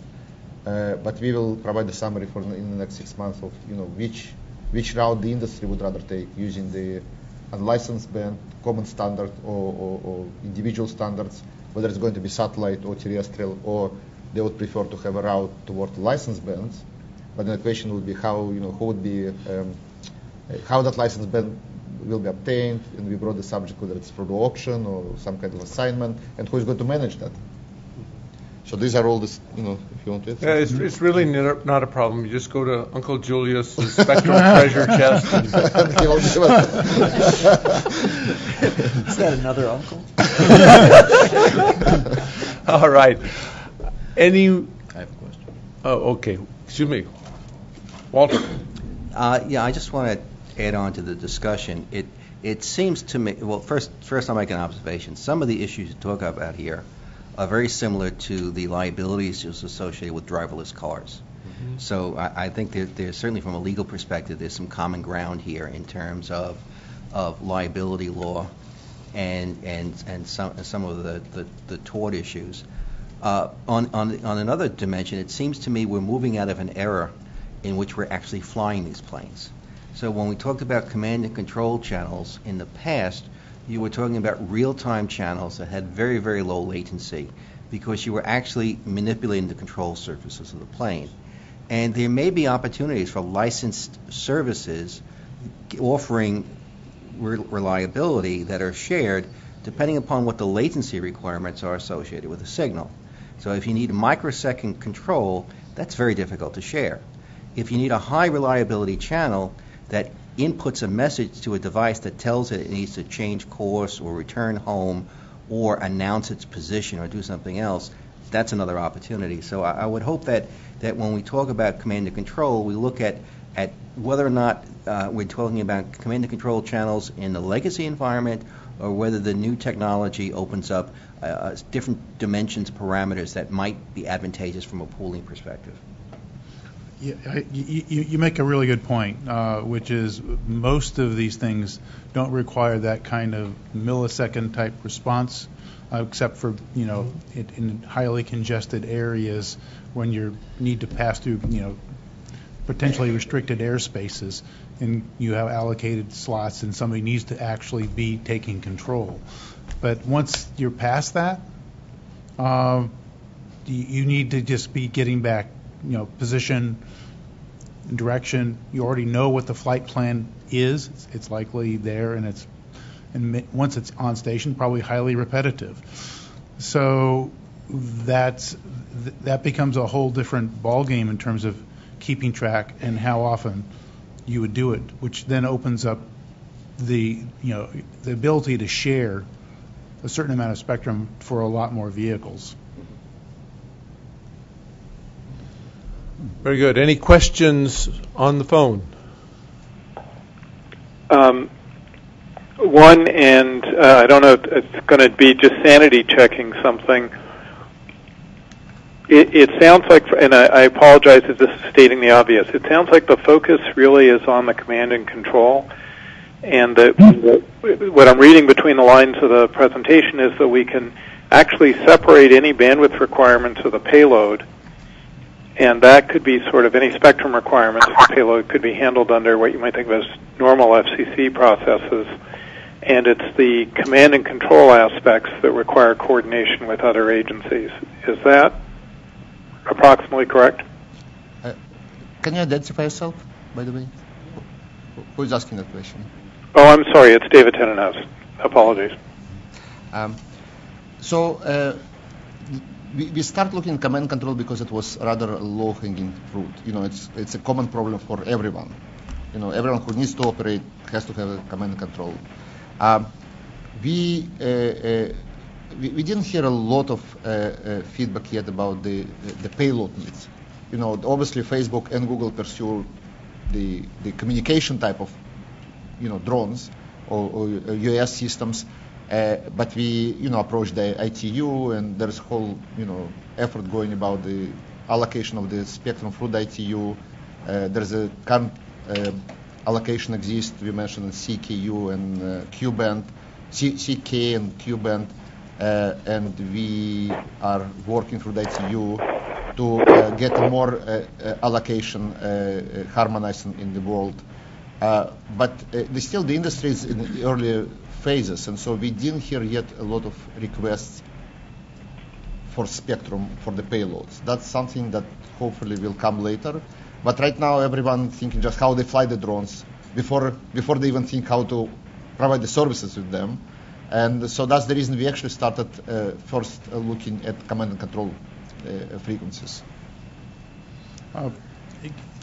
I did been doing just research even in the background, looking at trying to figure this out. So this isn't like really, this is more like Steve Lanning's opinion as opposed to a working group opinion. But the sorts of things I've been seeing suggest that at least one possible direction is to coordinate with the people who have rights to the spectrum on the ground. So, for example, a wireless service provider, almost everybody has holes in their network. And the reason they have those holes is because you have bad look angles from towers and you have obstructions.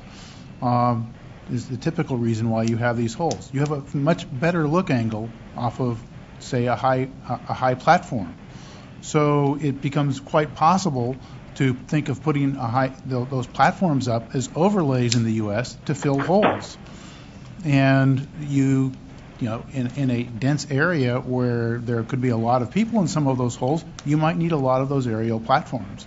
But at the end of the day, you would have to be coordinating with the guys who own the licenses on the ground to figure that out. And you might even be, the operator could be just providing a service to an AT&T or a Verizon. In fact, that is what went on with when Google launched their stuff in New Zealand. They simply cooperated with the guys on the ground to bring service to areas that had no service. But in answer to the original question is, are we only looking at command and control? No, we're not only looking at command and control. It was the easy thing to look at, and it probably has the most interagency issues, but it is within our scope to be asking questions about what's going on with the communication payloads. Yep. Just to clarify, I wasn't so much suggesting this group only look at command and control as I was trying to tease apart the Gordian knot and say, can we get the coordination down to command and control? And then the payload aspects seem like they're more typically an FCC aspect, and I totally agree with you about the opportunities to coordinate with existing spectrum owners, and all sorts of opportunities open up.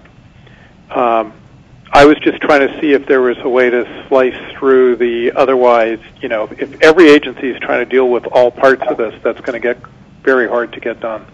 No, your point is well taken. I fully agree. So the command and control probably will be interagency work between FCC and FAA, maybe NTIA, and the payload will be completely in the domain of the FCC. So I think your point is well taken. All right, very good. I think we've come to the end of our available time with a few wrap-up comments to come, and to provide wrap-up, Julie, any comments from you? It's a great meeting, great progress on the work, and look forward to the next meeting. Just keep going. Walt? Just thanks for the effort, and Greg, thanks for your generous offer of the use of the amateur bands. It is in the record. I think there are a few others who are having difficulty with that. You'll get a warm reception when you get home. Yeah. I would like to add the thanks as well, and I'd like to amplify the thanks. I was sitting here thinking about, since as most of you know, I have the complete history of tax from day one, in somewhere stored up in the dark corners of my brain. And it's been really amazing, the evolution of the TAC, from a debating society to a much more organized, actionable, recommendation-oriented group, from a place where we would, at the end of the meeting, decide what we would talk about in the next meeting, to having topics and ever more rich topics that we're going after, and the evolution from committees that would meet on maybe once or twice between meetings, to meeting every week, to dividing into subgroups that meet every week, and coming into the groups, the level of contributions. Initially, it was only the TAC members that were involved. A few years ago, we moved to having a few subject matter experts that would be on one or two of the groups, and now every group uses subject matter experts as a critical component of the operation of the group.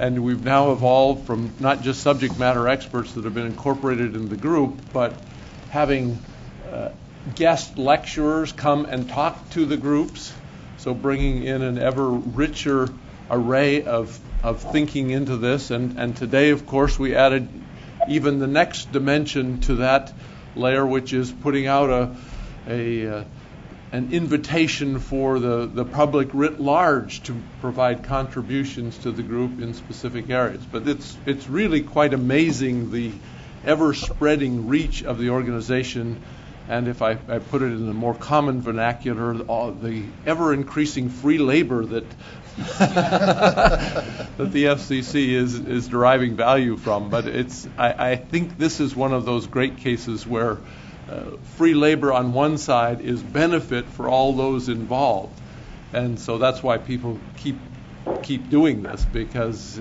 some of these things I've quipped that some of the working groups should be charging admission for attending because of the richness of the information that is being brought to these groups, and they're really terrific. So kudos to all of you, to the chairs, to the subgroup chairs, to the TAC at large, to the subject matter experts, to the guest speakers, and certainly to the representatives from the TAC who both benefit from all of this, but also contribute enormously to keeping things moving and making sure that deadlines are met and that we're really focused on the things, and this was mentioned several times, the things that are focused, so that as we get done, we actually have provided actionable recommendations that the working groups can feel proud of, because Julie can stand at the front and say, gee, we're doing this based on what you guys told us last year or the year before, and that's really a pretty significant payback for our efforts. So kudos around. Our next meeting is September the 20th, as a reminder to you all. Our next opportunity to meet and derive value comes from Marty. And where is the wireless power demonstration? Room 1, up in the 8th floor. 8th floor, room 1. So go to the 8th floor, conference room 1, and you have that opportunity. Keep charging with those actionable recommendations. As you recognize, we're moving into the political season, so the members of the staff not involved in the politics won't have anybody providing direction to them, so they got all this extra time to work on the actionable recommendations. No, we'll get even more directions. No, a slight joke. Finally, this is now for the TAC officially summer, so have a great summer, one and all. Those on the telephone line as well. We do miss you being here, but thank you for being on in considerable numbers today. And with that, again, have a great summer. We'll see you in September on the 20th. I can just see the